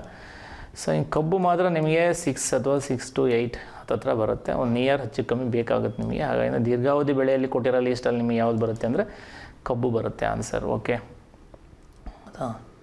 ಸುಗರ್ ಕೇನ್ ಅಂತವಲ್ಲ ಇದು. ಸೊ ಕಬ್ಬನ್ನು ಅತಿ ಹೆಚ್ಚು ಬೆಳೆಯುವಂಥ ದೇಶ ಯಾವುದು? ಬ್ರೆಜಿಲ್. ಕರ್ನಾಟಕದಲ್ಲಿ ಅತಿ ಹೆಚ್ಚು ಕಬ್ಬು ಬೆಳೆಯೋದು ಬೆಳಗಾವಿ, ನೆನ್ಪಿಟ್ಕೊಳ್ಳಿ. ಭಾರತದಲ್ಲಿ ಅತಿ ಹೆಚ್ಚು ಕಬ್ಬು ಬೆಳೆಯೋದು ಉತ್ತರ ಪ್ರದೇಶ. ಸೊ ಸಕ್ಕರೆ ಬೌಲ್ ಅಂತೇಳಿ ಕರ್ನಾಟಕದಲ್ಲಿ ಯಾವ್ದು ಕರೀತಾರೆ? ಮಂಡ್ಯ. ಸಕ್ಕರೆ ಬೌಲ್ ಅಂತ ಭಾರತದಲ್ಲಿ ಯಾವ್ದು ಕರೀತಾರೆ? ಅದು ಇಂಪಾರ್ಟೆಂಟ್. ಪಂಜಾಬ್. ಈ ಥರದಲ್ಲಿ ನೀವು ನೆನ್ಪಿಟ್ಕೋಬೇಕಾಗತ್ತೆ. ಸೊ ಪ್ರಪಂಚದಲ್ಲಿ ಕ್ಯೂಬಾ ಸಕ್ಕರೆ ಬೌಲ್ ಅಂತ ಕರೀತಾರೆ ಅಂಥೇಳಿ. ನೆಕ್ಸ್ಟ್ ಕ್ವಶನ್ಸ್ ನೋಡೋಣ. ಅತಿ ಚಿಕ್ಕ ವಿಸ್ತೀರ್ಣ ಹೊಂದಿರುವಂಥ ಭಾರತದ ನೆರೆ ರಾಷ್ಟ್ರಗಳು ಯಾವುವು ಅಂತ ಕೇಳಿದ್ದಾನೆ. ಸೊ ಅತಿ ಚಿಕ್ಕ ವಿಸ್ತೀರ್ಣ ಹೊಂದಿರೋದು ನಿಮಗೆ ಭೂತಾನ್, ಶ್ರೀಲಂಕಾ, ನೇಪಾಳ, ಬಾಂಗ್ಲಾದೇಶ ಇದೆ. ಸೊ ಪಾಪ್ಯುಲೇಷನ್ಸ್ ಲೀಸ್ಟ್ ಹಾಕಿದ್ದೀನಿ. ಸೊ ಏರಿಯಾ ವೈಸ್ ಲೀಸ್ಟ್ ಹಾಕಿದ್ದೀವಿ. ಲಿಟ್ರಸಿ ರೇಟ್ ಹಾಕಿದ್ದೀನಿ. ನೀವು ಎಕ್ಸಾಮಲ್ಲಿ ಯಾವ್ದಾದ್ರು ಕೇಳ್ಬೋದು, GDP ಕೇಳ್ಬೋದು ಅಥವಾ ಬೇರೆ ಯಾವ್ದಾದ್ರು ಕೇಳಿ ನಿಮಗೆ ಗೊತ್ತಾಗಲಿ ಅಂತೇಳಿ ಇವು ನೆರೆ ರಾಜ್ಯಗಳದ್ದು ಹಾಕಿದ್ದೀವಿ. ಸೊ ನಿಮಗೆ ಏರಿಯಾ ವೈಸ್ ಕೇಳಿದ್ರಿಂದ ಇಲ್ಲಿ ನೋಡ್ಬೋದು ನೀವು ಯಾವುದು ಏರಿಯಾ ವೈಸಲ್ಲಿ ಅತ್ಯಂತ ಚಿಕ್ಕದಾಗಿದೆ ಅಂತೇಳಿ ಕ್ವಶನ್ಸ್ ಇದೆ. ಈಗ ಕೊಟ್ಟಿದ್ದರಲ್ಲಿ ನಿಮಗೆ ಇಂಪಾರ್ಟೆಂಟ್ ಮಾಲ್ಡೀವ್ಸ್ ಅತ್ಯಂತ ವಿಸ್ತೀರ್ಣದ ಕಡಿಮೆ ಇದೆ ಲೀಸ್ಟಲ್ಲಿ. ಬಟ್ ಇಲ್ಲಿ ಮಾಲ್ಡೀವ್ಸ್ ಇಲ್ಲ.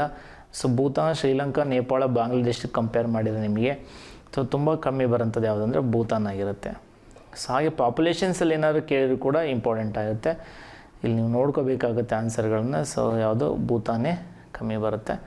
ಲಿಟ್ರಸಿ ರೇಟಲ್ಲಿ ನೀವು ನೋಡಿದರೆ ಸೊ ಇಂಪಾರ್ಟೆಂಟ್ ಅಫ್ಘಾನಿಸ್ತಾನ ಈ ಥರದಲ್ಲಿ ನೀವು ಆಪ್ಷನ್ಸಲ್ಲಿ ನೋಡಿದರೆ ನೋಡೋಣ.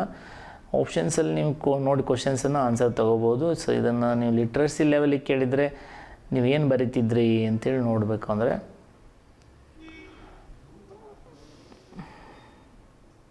ಅದು ಕೂಡ ನಿಮಗೆ ಸೊ ಭೂತಾನ್ ಅಂತಲೇ ಆನ್ಸರ್ ಬರ್ತಿತ್ತು. ಸೊ ಎಲ್ಲದರಲ್ಲೂ ಕೂಡ ಭೂತಾನ್ ಲಿಟ್ರಸಿ ರೇಟ್ ಇರ್ಬೋದು, ಪಾಪ್ಯುಲೇಷನ್ಸ್ ರೇಟ್ ಇರ್ಬೋದು ಮತ್ತು ಏರಿಯಾ ವೈಸ್ ರೇಟಲ್ಲಿ ಕೊಟ್ಟಿರೋ ಲಿಸ್ಟಲ್ಲಿ ಅದೇ ಲೀಸ್ಟ್ ಆಗುತ್ತೆ. ನೋಡಿಕೊಂಡು ಆನ್ಸರನ್ನು ಬರಿಬೋದು ಆ ಥರ ನೋಡಿ. ಓಕೆ ಭೂತಾನ್ ಅಂತಲೇ ಆನ್ಸರ್ ಬಂದಿದೆ. ಸೊ ಇದನ್ನು ಲೀಸ್ಟನ್ನು ಬರ್ಕೊಳ್ಳೋಕೆ ಕೊಟ್ಟಿರೋದು, ಇದನ್ನು ನೋಟ್ ಮಾಡಿಕೊಂಡು ಲೀಸ್ಟ್ ಬರ್ಕೊಳ್ಳಿ. ಓಕೆ, ಇವುಗಳಲ್ಲಿ ಯಾವುದು ಕೃಷ್ಣಾ ನದಿಯ ಉಪನದಿ ಅಲ್ಲ ಅಂತ ಕ್ವಶನ್ಸ್ ಕೇಳಿದ್ದಾರೆ. ಕೃಷ್ಣಾ ನದಿಯ ಉಪನದಿಗಳು ವೆರಿ ಇಂಪಾರ್ಟೆಂಟ್. ಲೆಫ್ಟ್ ಸೈಡ್ ಬಂದು ಸೇರೋಂಥವು ಯಾವುವು ಮತ್ತು ರೈಟ್ ಸೈಡ್ ಬರೋಂಥವು ಯಾವುವು, ಕೃಷ್ಣಾ ನದಿ ಎಲ್ಲಿ ಹುಟ್ಟುತ್ತೆ ಇವೆಲ್ಲ ಇಂಪಾರ್ಟೆಂಟ್. ಮತ್ತು ಎಷ್ಟು ರಾಜ್ಯಗಳಲ್ಲಿ ಹರಿಯುತ್ತೆ, ಕೃಷ್ಣಾ ನದಿ ಇರೋಂತಹ ಅಣೆಕಟ್ಟುಗಳು ಯಾವುವು, ಡ್ಯಾಮ್ಗಳು ಯಾವುವು ಅನ್ನೋದನ್ನು ನೆನ್ಪಿಟ್ಕೊಂಡ್ರೆ ಪಕ್ಕ ನೀವು ಮಾರ್ಕ್ಸ್ ಬರುತ್ತೆ. ಯಾಕಂದ್ರೆ ಕರ್ನಾಟಕದಲ್ಲಿ ಅತಿ ಉದ್ದವಾಗಿ ಹರಿಯುವಂಥ ನದಿ ಕೃಷ್ಣಾ ನದಿ ಆಗಿದ್ದರಿಂದ ಕೃಷ್ಣಾ ನದಿಯ ಉಪನದಿಗಳು ಯಾವುವು ಅಂತೇಳಿ ಇಲ್ಲಿ ಆನ್ಸರ್ ನೋಡಿದ್ರೆ ರೈಟಿಂದ ಬರೋಂಥ ಭೀಮಾ, ಧೋನಿ ಇರ್ಬೋದು, ಸೊ ಮುಸ್ಸಿ ನದಿ, ಪೆಲ್ಲೂರು ನದಿ, ಸೊ ಮುನ್ನೇರು ನದಿ. ರೈಟ್ ಸೈಡಲ್ಲಿ ಬರೋಂಥದ್ದು ವೆರಿ ಇಂಪಾರ್ಟೆಂಟ್ ನಿರಂಜನ ಅಥವಾ ಕುಡ್ಲಿ ನದಿ, ಸೊ ವೀಣಾ ನದಿ, ಕೊಯ್ನಾ. ಸೊ ಈ ಥರ ಭಾಳಷ್ಟು ನದಿಗಳಿದ್ದಾವೆ. ಲೀಸ್ಟ್ ಬರ್ಕೊಳ್ಳಿ, ಲೆಫ್ಟ್ ಆ್ಯಂಡ್ ರೈಟ್ ಅಂತೇಳಿ ಬರ್ಕೊಳ್ಳಿ, ವೆರಿ ಇಂಪಾರ್ಟೆಂಟ್. ಇದು ಕರ್ನಾಟಕದಲ್ಲಿ ಅತಿ ಉದ್ದವಾಗಿ ಹರಿಯುವಂಥ ನದಿ ಆಗಿರುತ್ತೆ. 483 ಕಿಲೋಮೀಟರ್ ಹರಿಯುವಂಥ ನದಿ ಆಗಿರುತ್ತೆ. ಸೊ 4 ರಾಜ್ಯದಲ್ಲಿ ಹಾದು ಹೋಗುತ್ತೆ ಇದು. ಮಹಾರಾಷ್ಟ್ರ, ಕರ್ನಾಟಕ, ತೆಲಂಗಾಣ, ಆಂಧ್ರ ಪ್ರದೇಶ ನಿಮಗೆ ನೆನಪಿದ್ರೆ ಬರಿಬೋದು. Very important. ಇದು ಕಟ್ಟಿರೋಂಥ ಬಸವಸಾಗರ ಡ್ಯಾಮ್ ಅಥವಾ ನಾರಾಯಣಪುರ ಡ್ಯಾಮ್, ಯಾದಗಿರಿಯಲ್ಲಿರುವಂಥ ಡ್ಯಾಮು, ಇವೆಲ್ಲ ನೀವು ನೋಟ್ ಮಾಡ್ಕೊಳ್ಳಿ. ಕಾವೇರಿ ನದಿ ಜಲಾಶಯವನ್ನು ರಚನೆ ಇದರ ಒಂದು ಪ್ರಮುಖವಾದಂಥ ಭಾಗವಾಗಿದೆ. ಕಾವೇರಿ ನದಿ ಜಲಾನಯನ ಅಥವಾ ಜಲಾಶಯನ ರಚನೆಯು ಇದರ ಒಂದು ಪ್ರಮುಖ ಭಾಗವಾಗಿದೆ ಅಂತ ಕೇಳಿದರು. ಸೊ ಉತ್ತರ ಕರ್ನಾಟಕ ಪ್ರಸ್ಥಭೂಮಿ, ಕೇಂದ್ರ ಕರ್ನಾಟಕ ಪ್ರಸ್ಥಭೂಮಿ, ಕರ್ನಾಟಕದ ಕರಾವಳಿ ಪ್ರಸ್ಥಭೂಮಿ, ದಕ್ಷಿಣ ಪ್ರಸ್ಥಭೂಮಿ ಅಂತ ಇದೆ. ಸೊ ಇಲ್ಲಿ ನೀವು ಬೆಲ್ಟ್ ನೋಡಿದಾಗ ಗೊತ್ತಾಗ, ಮ್ಯಾಪ್ ನೋಡಿರೋ ಒಂದು ಸ್ವಲ್ಪ ಐಡಿಯಾಸ್ ಬರ್ಬೋದು ಅಂತ ಮ್ಯಾಪ್ ಹಾಕಿದ್ದೀವಿ ಆನ್ಸರಲ್ಲಿ. ಅಲ್ಲಿ ಎಕ್ಸಾಮಲ್ಲಿ ನಿಮಗೆ ಮ್ಯಾಪ್ ಕೊಟ್ಟಿಲ್ಲ, ನಾನು ಹೇಳಿದೆ. ಸೊ ಯಾವುದು ಕಾವೇರಿ ನದಿ ಜಲಾಶಯಕ್ಕೆ ಸಂಬಂಧಪಟ್ಟಿರೋದು ಈ ಒಂದು ಜಾಗಕ್ಕೆ ಸಂಬಂಧಪಟ್ಟಿರುತ್ತೆ. ಅಂದರೆ ಕರ್ನಾಟಕ, ಕೇರಳ ಮತ್ತು ತಮಿಳುನಾಡು, ಇನ್ನೊಂದು ಪುದುಚೇರಿ ಇಷ್ಟಕ್ಕೆ ಸಂಬಂಧಪಟ್ಟಿರುತ್ತೆ. ಇನ್ನೊಂದು ಪ್ಲೇಸ್ ಸೇರಿಸೋದಾದ್ರೆ ನಿಮಗೆ ಮತ್ತೊಂದು ಅರಣ್ಯ ಅಥವಾ ಜಲ ಅಂತ ಹೇಳಿ ಬರುತ್ತೆ, ಜಲನಯನ ಅಂತ. ಅದಕ್ಕೆ 2% ನೀರನ್ನು ಬಿಡಬೇಕಾಗತ್ತೆ. ಒಟ್ಟು ನಿಮಗೆ ಟ್ರಿಬ್ಯುನಲ್ ಕೋರ್ಟಲ್ಲಿ ಇಷ್ಟು ಥರದ ಅರ್ಜಿಗಳು ಬಿದ್ದಿರ್ತವೆ. ಬಟ್ ಎಷ್ಟು ರಾಜ್ಯಕ್ಕೆ ಸಂಬಂಧಪಟ್ಟಿದೆ ಅಂತ ಕೇಳಿದರೆ ಕ್ಲಿಯರಾಗಿ ಕರ್ನಾಟಕ, ಕೇರಳ, ತಮಿಳುನಾಡು, ಪುದುಚೇರಿ ಬರಿಬೋದು. ಹಾಗಾದರೆ ಇದು ಯಾವ ಬಾರ್ಡಲ್ಲಿ ಬರುತ್ತೆ? ಉತ್ತರ ದಕ್ಷಿಣ ನಿಮಗೆ ದಕ್ಷಿಣ ಪ್ರಸ್ಥಭೂಮಿ ಅಂತೇಳಿ ಬರುತ್ತಲ್ಲ, ಅದಾಗಿರುತ್ತೆ ಆನ್ಸರು. ನೋಡ್ಕೊಡ್ರಿ ಆನ್ಸರ್. ಎಸ್, ಕ್ಲಿಯರ್ ಇದೆ ಆನ್ಸರ್. ಕರ್ನಾಟಕದಲ್ಲಿ ಅತಿ ಹೆಚ್ಚು ಮಳೆ ದಾಖಲಾಗುವಂಥ ಪ್ರದೇಶ ಕಾರವಾರ, ಆಗುಂಬೆ, ಹುಬ್ಬಳ್ಳಿ ಅಂತ. ಕರ್ನಾಟಕದ ಚಿರಾಪುಂಜಿ ಅಂತ ಆಗುಂಬೆಯನ್ನು ಕರೀತಾರೆ. ಸೊ ಭಾರತದಲ್ಲಿ ಅತಿ ಹೆಚ್ಚು ಮಳೆ ಬೀಳೋದು ಮೌಸಿನ್ ರಾಮ್, ಮೇಘಾಲಯದ ಮೌಸಿನ್ ರಾಮ್ ಅಂತ ಗೊತ್ತಿದೆ. ಪ್ರಪಂಚದಲ್ಲಿ ಅತಿ ಹೆಚ್ಚು ಮಳೆ ಬೀಳೋದು ಕೂಡ ಮೌಸಿನ್ ರಾಮ್ ಆಗಿರುತ್ತೆ. ಹಾಗಾಗಿ ಇದು ಆನ್ಸರ್ ಈಸಿ ಇರುತ್ತೆ. ಕರ್ನಾಟಕದಲ್ಲಿ ಅತಿ ಹೆಚ್ಚು ಮಳೆ ದಾಖಲಾಗುವ ಪ್ರದೇಶದ ಬಗ್ಗೆ ಕೇಳಿದರೆ ಆಗುಂಬೆ. ಸೊ ಆಗುಂಬೆ ಬಗ್ಗೆ ನೀವು ಏನಾದ್ರು ಒಂಚೂರು ನೋಟ್ ಮಾಡಿದ್ರೆ ಮಾಡ್ಕೊಳ್ಳಿ. ಆಗುಂಬೆಯಲ್ಲಿದೆ ತೀರ್ಥಹಳ್ಳಿ ತಾಲೂಕು, ಶಿವಮೊಗ್ಗ ಜಿಲ್ಲೆಯ ತೀರ್ಥಹಳ್ಳಿ ತಾಲೂಕಲ್ಲಿ ಬರುತ್ತೆ, ವೆರಿ ಇಂಪಾರ್ಟೆಂಟಾಗಿ. ಸೊ ಇಲ್ಲಿ ಇದ್ರ ಬಗ್ಗೆ ನಿಮಗೆ ಸಾಕಷ್ಟು ಇದನ್ನು the Cherrapunji of south India ಅಂತ ಕರೀತಾರೆ. ಅಂದರೆ ದಕ್ಷಿಣ ಭಾರತದ ಚಿರಾಪುಂಜಿ ಅಂತ ಕರೀತಾರೆ ಆಗುಂಬೆ ಅನ್ನೋದನ್ನು ನೆನ್ಪಿಟ್ಕೊಳ್ಳಿ. ಸೊ ಇದ್ರ ಬಗ್ಗೆ ಆಮೇಲೆ ಆಗುಂಬೆ ಬಗ್ಗೆ ಏನು ಕೇಳಿದರೆ, so capital of the king cobra ಅಂತ ಕರೀತಾರೆ. ಅಂದರೆ ಕಾಳಿಂಗ ಸರ್ಪಗಳ ರಾಜಧಾನಿ ಅಂತ ಕರೀತಾರೆ ಆಗುಂಬೆಯನ್ನು. ಸೊ ಇಷ್ಟನ್ನು ನೀವು ನೆನ್ಪಿಟ್ಕೊಂಡ್ರೆ ಆಗುಂಬೆ. ಮತ್ತು ಆ ಸೂರ್ಯಾಸ್ತಕ್ಕೆ ಸನ್ಸೆಟ್ ಆಗೋದಕ್ಕೆ, ಸೂರ್ಯಾಸ್ತಮ ಆಗೋದಕ್ಕೆ ತುಂಬ ನೋಡೋದಕ್ಕೆ ಮನಮೋಹಕವಾದ ದೃಶ್ಯ. ಸೊ ಕರ್ನಾಟಕದ ಚಲನಚಿತ್ರ ಆದಂಥ ಆಗುಂಬೆಯ ಪ್ರೇಮ ಸಂಜೆ ಎಂಬ ಹಾಡನ್ನು ಕೇಳಿರಲ್ಲ, ಅದರಲ್ಲಿ ಅಲ್ಲೇ ಶೂಟಿಂಗ್ ಆಗಿರೋ ರಾಜ್ಕುಮಾರ್ ಮತ್ತು ಜಯಪ್ರದಾ ಫಿಲಮನ್ನು ನೋಡ್ಬೋದು. ಜೀವನ ಚರಿತ್ರೆ ಫಿಲಮ್ ಅದೊಂದು ಪಿಕ್ಚರ್ ಹಾಡು ಬರುತ್ತಲ್ಲ, ಅದು ಆಗುಂಬೆ ಸೀನ್ರಿ. ಓಕೆ, ರಾಜ್ಯದಲ್ಲಿ ಕರಡಿಗಳಿಗಾಗಿ ಸ್ಥಾಪಿತವಾದಂಥ ಕರ್ನಾಟಕದ ಒಂದು ಧಾಮದ ಪ್ರಸಿದ್ಧ ಧಾಮ ಇದೆ. ಏಷ್ಯಾದಲ್ಲೇ ಮೊದಲ ಧಾಮ ಇದು. ಏಷ್ಯಾದಲ್ಲೇ ಮೊದಲ ಕರಡಿ ಧಾಮ ಆಗುತ್ತೆ. ಸೌತ್ ಕರಡಿಗಳ ಧಾಮ ಅಥವಾ ಲೇಜಿ ಬಿಯರ್ ಅಂತೇಳಿ ಕರಿತೀವಿ. ಅಂದರೆ ಸೋಮಾರಿ ಕರಡಿಗೆ ಸ್ಥಾಪಿತವಾದಂಥ ಮೊದಲ ಒಂದು ಕರಡಿ ಧಾಮ ಬಳ್ಳಾರಿಯಲ್ಲಿ ಬರುತ್ತೆ. ನಾನೇ ಹೇಳ್ಬಿಟ್ಟೆ ಆನ್ಸರು. ಓಕೆ, ನೀವು ನೋಡೋದಾದರೆ ಡಾಟಾಸ್ ನೋಡಿದ್ರೆ ಒಂದು ಸ್ವಲ್ಪ ಡೀಟೇಲ್ಸ್ ತೊಗೊಳ್ರಿ. ಸೊ ಇದಿರೋದು ಬಳ್ಳಾರಿ ಡಿಸ್ಟಿಕ್ಕಲ್ಲಿ ಬರುತ್ತೆ. ಸಂಡೂರು, ಬಳ್ಳಾರಿ ಜಿಲ್ಲೆಯ ಸಂಡೂರು ಇದರಲ್ಲಿ ಬರುತ್ತೆ. ಯಾವುದು ಜಿಲ್ಲೆಯಲ್ಲಿ ಬರುತ್ತೆ, ಇಂಪಾರ್ಟೆಂಟ್. ಸೌತ್ ಬೇಯರ್ ಅಂತ ಕರೀತಾರೆ ಇದನ್ನು. ಸೊ ಇದು ಹಂಪಿ, ಅಂದರೆ ವರ್ಲ್ಡ್ ಹೆರಿಟೇಜ್ ಹಂಪಿಗೆ ನಿಯರೆಸ್ಟ್ ಆದಂಥ ಒಂದು ಪ್ಲೇಸನ್ನು ಕಂಡುಹಿಡಿದು ಇದನ್ನು ದಾರೋಜಿ ಅಂತ ಕರೀತಾರೆ. ಇದನ್ನು ಏನಂತ ಕರೀತಾರೆ ಅಂದರೆ, ಯಾವ ಒಂದು ಇದಂತ ಕರೀತಾರೆ ಅಂದರೆ ದಾರೋಜಿ ಕರಡಿ ಧಾಮ ಅಂತ ಕರೀತಾರೆ. ನೆನ್ಪಿಟ್ಕೊಳ್ಳಿ, ಇದನ್ನು ದಾರೋಜಿ ಕರಡಿ ಧಾಮ ಅಂತೇಳಿ ಕರೀತಾರೆ. ಓಕೆ, ಸಂಡೂರು ತಾಲೂಕು, ಸಂಡೂರು ಜಿಲ್ಲೆ ಅಂತ ಹೇಳಿದೆ. ಸಂಡೂರು ತಾಲೂಕು, ರಾಮಸಾಗರ, ಹೊಸಪೇಟೆ ತಾಲೂಕು ಅಂತೇಳಿ ಇದರ ಮಧ್ಯೆ ಅಂದರೆ ಬಾರ್ಡರ್ ಶೇರ್ ಮಾಡಿದೆ. ಸ್ಥಾಪನೆ ಆಗಿದ್ದು 1994ರಲ್ಲಿ ಸ್ಥಾಪನೆ ಆಗುತ್ತೆ. Very important. Daroji bear sanctuaries ಅಂತ ಕರೀತಾರೆ ಇದನ್ನು. ಏಷ್ಯಾದ ಮೊದಲ ಕರಡಿ ಧಾಮ ಅಂತೇಳಿ ಕರಿತೀವಿ ಅಂತ ನೆನ್ಪಿಟ್ಕೊಳ್ಳಿ. ಓಕೆ, ಮುಂದಿನ ಪ್ರಶ್ನೆ. ಭಾರತದಲ್ಲಿ ಕೆಳಗಿನ ಪ್ರದೇಶಗಳಲ್ಲಿ ಈಗ ಯಾವುದು ಏನಂತ ಕೇಳ್ತಾರೆ? ಸೊ ಇಕೋಲಾಜಿಕಲ್ ಹಾಟ್, ಸೂಕ್ಷ್ಮ ಪ್ರದೇಶದ ಎಂದು ಪರಿಗಣಿಸಲಾಗಿದೆ. ಪರಿಸಾರಿಕ ಸೂಕ್ಷ್ಮ ಪ್ರದೇಶ ಅಥವಾ ಇಕೋಲಾಜಿಕಲ್ ಹಾಟ್ ಅಂತ ಕರೀತಾರೆ ಅಂತ ಕ್ವಶನ್ಸ್ ಕೇಳಿದ್ದಾರೆ. ಪೂರ್ವ ಹಿಮಾಲಯ, ಪಶ್ಚಿಮ ಹಿಮಾಲಯ, ಪಶ್ಚಿಮ ಘಟ್ಟಗಳು, ಪೂರ್ವ ಘಟ್ಟಗಳು ಅಂತ ಕ್ವಶನ್ಸ್ ಕೇಳಿದ್ದಾನೆ. Very important. So ecological hot ಅಥವಾ ಹಾಟ್ಸ್ಪಾಟ್ ಅಂತ ಹೇಳಿ ಕರೀತಾರೆ. ಸೊ ಇದನ್ನು ಹಾಟ್ಸ್ಪಾಟ್ ಅಂತಲೇ ಹೇಳಿ ಸೊ ವಿಶ್ವಸಂಸ್ಥೆ ಅಥವಾ ಯುನೆಸ್ಕೋ ಇದನ್ನು ಘೋಷಣೆ ಮಾಡಿದೆ. ಸೊ ಅದು ಯಾವುದು ಅಂದರೆ ವೆರಿ ಇಂಪಾರ್ಟೆಂಟ್, ವೆಸ್ಟರ್ನ್ ಘಾಟ್ ಅಂತೇಳಿ ಕರಿತೀವಿ. ಯಾವ್ದು ಕರಿತೀವಿ? ವೆಸ್ಟರ್ನ್ ಘಾಟ್ ಅಂತ ಕರಿತೀವಿ. Western Ghat very important. ನಿಮಗೆ ಗುಜರಾತ್ನಿಂದ ಹಿಡಿದು ಸೊ ಕೇರಳದವರೆಗೆ ಹಬ್ಬಿವೆ. ವೆರಿ ಇಂಪಾರ್ಟೆಂಟ್, ಕೇರಳದವರೆಗೆ ಹಬ್ಬಿದೆ. ಗುಜರಾತ್, ಮಹಾರಾಷ್ಟ್ರ, ಗೋವಾ, ಕರ್ನಾಟಕ, ಸೊ ತಮಿಳ್ನಾಡು, ಕೇರಳ ಇಷ್ಟು ರಾಜ್ಯದಲ್ಲಿ ಹರಿದು ಬರುತ್ತೆ. ಇದು ಹಬ್ಬಿದೆ. Very important. ವೆಸ್ಟರ್ನ್ ಘಾಟ್ ಅಂತ ಕರಿತೀವಿ. ಇದನ್ನು ಸಹ್ಯಾದ್ರಿ ಬೆಟ್ಟಗಳು ಕೂಡ ಕರ್ನಾಟಕದಲ್ಲಿ ಇದರ ಹೆಸರಲ್ಲಿ ಕರಿತೀವಿ ಅಂತ. ನೆಕ್ಸ್ಟ್, ಕಾರ್ಬೆಟ್ ರಾಷ್ಟ್ರೀಯ ಉದ್ಯಾನ ಯಾವ ರಾಜ್ಯದಲ್ಲಿದೆ ಅಂತ. ಕಾರ್ಬೆಟ್, ಜಿಮ್ ಕಾರ್ಬೆಟ್ ಅಂತೇಳಿ ಪೂರ್ತಿ ಕರೀತಾರೆ. ಜಿಮ್ ಕಾರ್ಬೆಟ್ ಭಾರತದ ಮೊದಲ ಏನಾಗಿರುತ್ತೆ ನ್ಯಾಷನಲ್ ಪಾರ್ಕ್ ಆಗಿರುತ್ತೆ. ಜಿಮ್ ಕಾರ್ಬೆಟ್ ಅನ್ನೋದು ಒಬ್ಬ ಬ್ರಿಟಿಷ್ ಅಧಿಕಾರಿ ಇದನ್ನು ಸ್ಥಾಪನೆ ಮಾಡ್ತಾನೆ. ಹಾಗಾಗಿ ಇದನ್ನು ಜಿಮ್ ಕಾರ್ಬೆಟ್ ಅಂತೇಳಿ ಕರಿತೀವಿ. ಭಾರತದ ಮೊದಲ ರಾಷ್ಟ್ರೀಯ ಹುಲಿ ಸಂರಕ್ಷಣಾ ಧಾಮ ಅಂತ ಕರಿತೀವಿ. ಸೊ ಇದು ಉತ್ತರಾಖಂಡ್ ಎಲ್ಲಿ ಬರುತ್ತೆ? ಉತ್ತರಾಂಚಲ ಅಥವಾ ಉತ್ತರಾಖಂಡ್ ರಾಜ್ಯದಲ್ಲಿ ಕಂಡು ಬರುತ್ತೆ. ನಿಮ್ಮ ಆನ್ಸರು ಸರಿ ಇದೆ. Okay, very important. ಇದು ಅಡ್ರೆಸ್ ಬೇಕಾದ್ರೆ 1936ರಲ್ಲಿ ಸ್ಟಾರ್ಟ್ ಆಗುತ್ತೆ. ಉತ್ತರಾಖಂಡಲ್ಲಿದೆ. ರಾಮನಗರ ಡಿಸ್ಟಿಕ್ಕು, ನೈನಿತಾಲ್ ಡಿಸ್ಟಿಕ್ ಮತ್ತು ರಾಮನಗರದಲ್ಲಿ ಕಂಡು ಬರುತ್ತೆ ಅಂತ ಹೇಳ್ಬೋದು. ಸೊ ಅತಿ ಹೆಚ್ಚು ಭಾರತದಲ್ಲಿ ಹುಲಿ ಬೇಟೆಯನ್ನು ಆಡ್ತಾ ಇದ್ದರು. ಹಾಗಾಗಿ ಇಲ್ಲಿರೋಂಥ ಹುಲಿಗಳನ್ನು, ಹಿಮಾಲಯ ತಪ್ಪಲಿರೋಂಥ ಹುಲಿಗಳನ್ನು ಹೆಚ್ಚು ಬೇಟೆಗಾಗಿ ಬ್ರಿಟಿಷರು ಹೊಡೆದು ಬೇಟೆ ಆಡ್ತಿದ್ರು. ಇದೊಂದು ಹಾಬಿ ಮಾಡ್ಕೊಂಡಿರೋದು. ಇದನ್ನು ತಡೆಗಟ್ಟೋದಕ್ಕೆ ಜಿಮ್ ಕಾರ್ಬೆಟ್ ಮೊದಲ ಬಾರಿಗೆ ಹುಲಿಯನ್ನು ಸಂರಕ್ಷಣಾ ತಾಣವನ್ನು ಭಾರತದಲ್ಲಿ ತೆರೀತಾನೆ. ಅದೇ ಜಿಮ್ ಕಾರ್ಬೆಟ್ ಉತ್ತರಾಖಂಡದ ಅಂತ ನೆನ್ಪಿಟ್ಕೊಳ್ಳಿ. ನೆಕ್ಸ್ಟು ಕ್ವಶನ್ಸ್ ನೋಡೋಣ. ಅಲ್ಯೂಮಿನಿಯಂ, ಕಬ್ಬಿಣ, ಚಿನ್ನ, ಕ್ರೋಮಿಯಂ ಅಂತ ಇದೆ. ಭಾರತದಲ್ಲಿ ಅಥವಾ ಕರ್ನಾಟಕದಲ್ಲಿ ಹೊಂದಿಕೆ ಆಗೋಂಥ ಅಲ್ಯೂಮಿನಿಯಂ ಎಲ್ಲಿ ಜಾಸ್ತಿ ಸಿಗುತ್ತೆ, ಕಬ್ಬಿಣ ಎಲ್ಲಿ ಜಾಸ್ತಿ ಸಿಗುತ್ತೆ, ಚಿನ್ನ ಎಲ್ಲಿ ಸಿಗುತ್ತೆ ಮತ್ತು ಇದನ್ನು ನೋಡ್ಬೋದು. ನೀವು ಈಸಿಯೆಸ್ಟ್ ಆನ್ಸರ್ ಚಿನ್ನ ಮೊದಲು ಹುಡುಕ್ಬೋದು, ಈಸಿ ಇಂಪಾರ್ಟೆಂಟ್. ಚಿನ್ನ ರಾಯಚೂರು ಹಟ್ಟಿಗಣಿಯಲ್ಲಿ ಸಿಗುತ್ತೆ ಅನ್ನೋದು ಸಿಗುತ್ತೆ.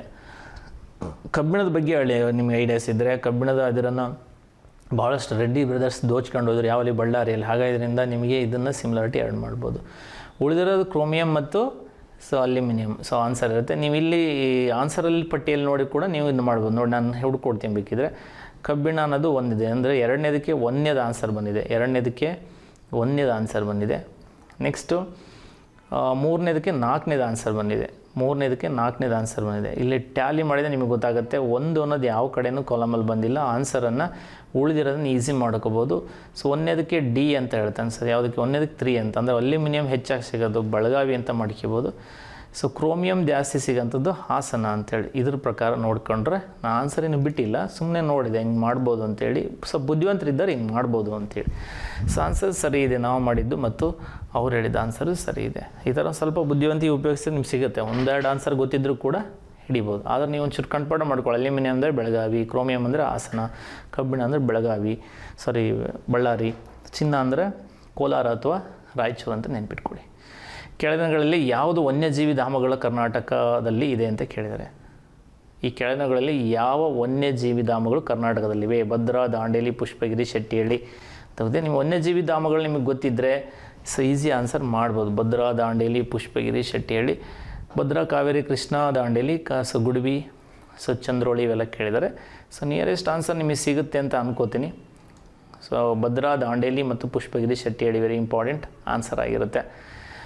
ನಿಮಗೆ ಇದಕ್ಕೆ ಗೊತ್ತಿರೋ ಹಂಗೆ ಆನ್ಸರ್ ನೀವು ನೋಡೋದಾದರೆ ಭದ್ರಾ ಒಂದು ಯಾವುದಾದ್ರು ಹುಲಿ ಸಂರಕ್ಷಣೆ ಇದೆ, ದಾಂಡೇಲಿ ಅಥವಾ ಹಂಸಿ ಇದೆ, ಪುಷ್ಪಗಿರಿ ನಾಗರಹೊಳಿಗೆ ಸಂಬಂಧಪಟ್ಟಿರೋಂಥದ್ದು ಇದೆ, ಶೆಟ್ಟಿಹಳ್ಳಿ ಇದು ಇಂಪಾರ್ಟೆಂಟ್ ಇರುತ್ತೆ ಹುಲಿ ಸಂಬಂಧಪಟ್ಟಿರೋದು, ಬನ್ನರ್ಘಟ್ಟ ಇದೆ, ಆಮೇಲೆ ನಿಮಗೆ ನಾಗರಹೊಳೆ ಇದೆ, ಬಂಡೀಪುರ ಇದೆ. ಇವೆಲ್ಲ ಒಂಚೂರು ಲೀಸ್ಟ್ ಮಾಡಿ ನೀವು ನೆನ್ಪಿಟ್ಕೊಂಡ್ರೆ ಈಸಿಯಾಗಿ ಆನ್ಸರನ್ನು ಹಿಡಿಬೋದು. ಓಕೆ, ನೆಕ್ಸ್ಟ್ ಜಗತ್ತಿನ ಎತ್ತರವಾದ ಏಕತಾ ಪ್ರತಿಮೆ ಯಾವ ನದಿಯ ದಂಡೆ ಮೇಲಿದೆ ಅಂತ ಕೇಳಿದೆ. ಏಕತಾ ಪ್ರತಿಮೆ ಅಥವಾ ಯುನಿಟಿ ಸ್ಟ್ಯಾಚ್ಯೂ ಯಾವುದಕ್ಕೆ ಸಂಬಂಧಪಟ್ಟಿದೆ ಅಂತ ಕೇಳ್ತಾರೆ.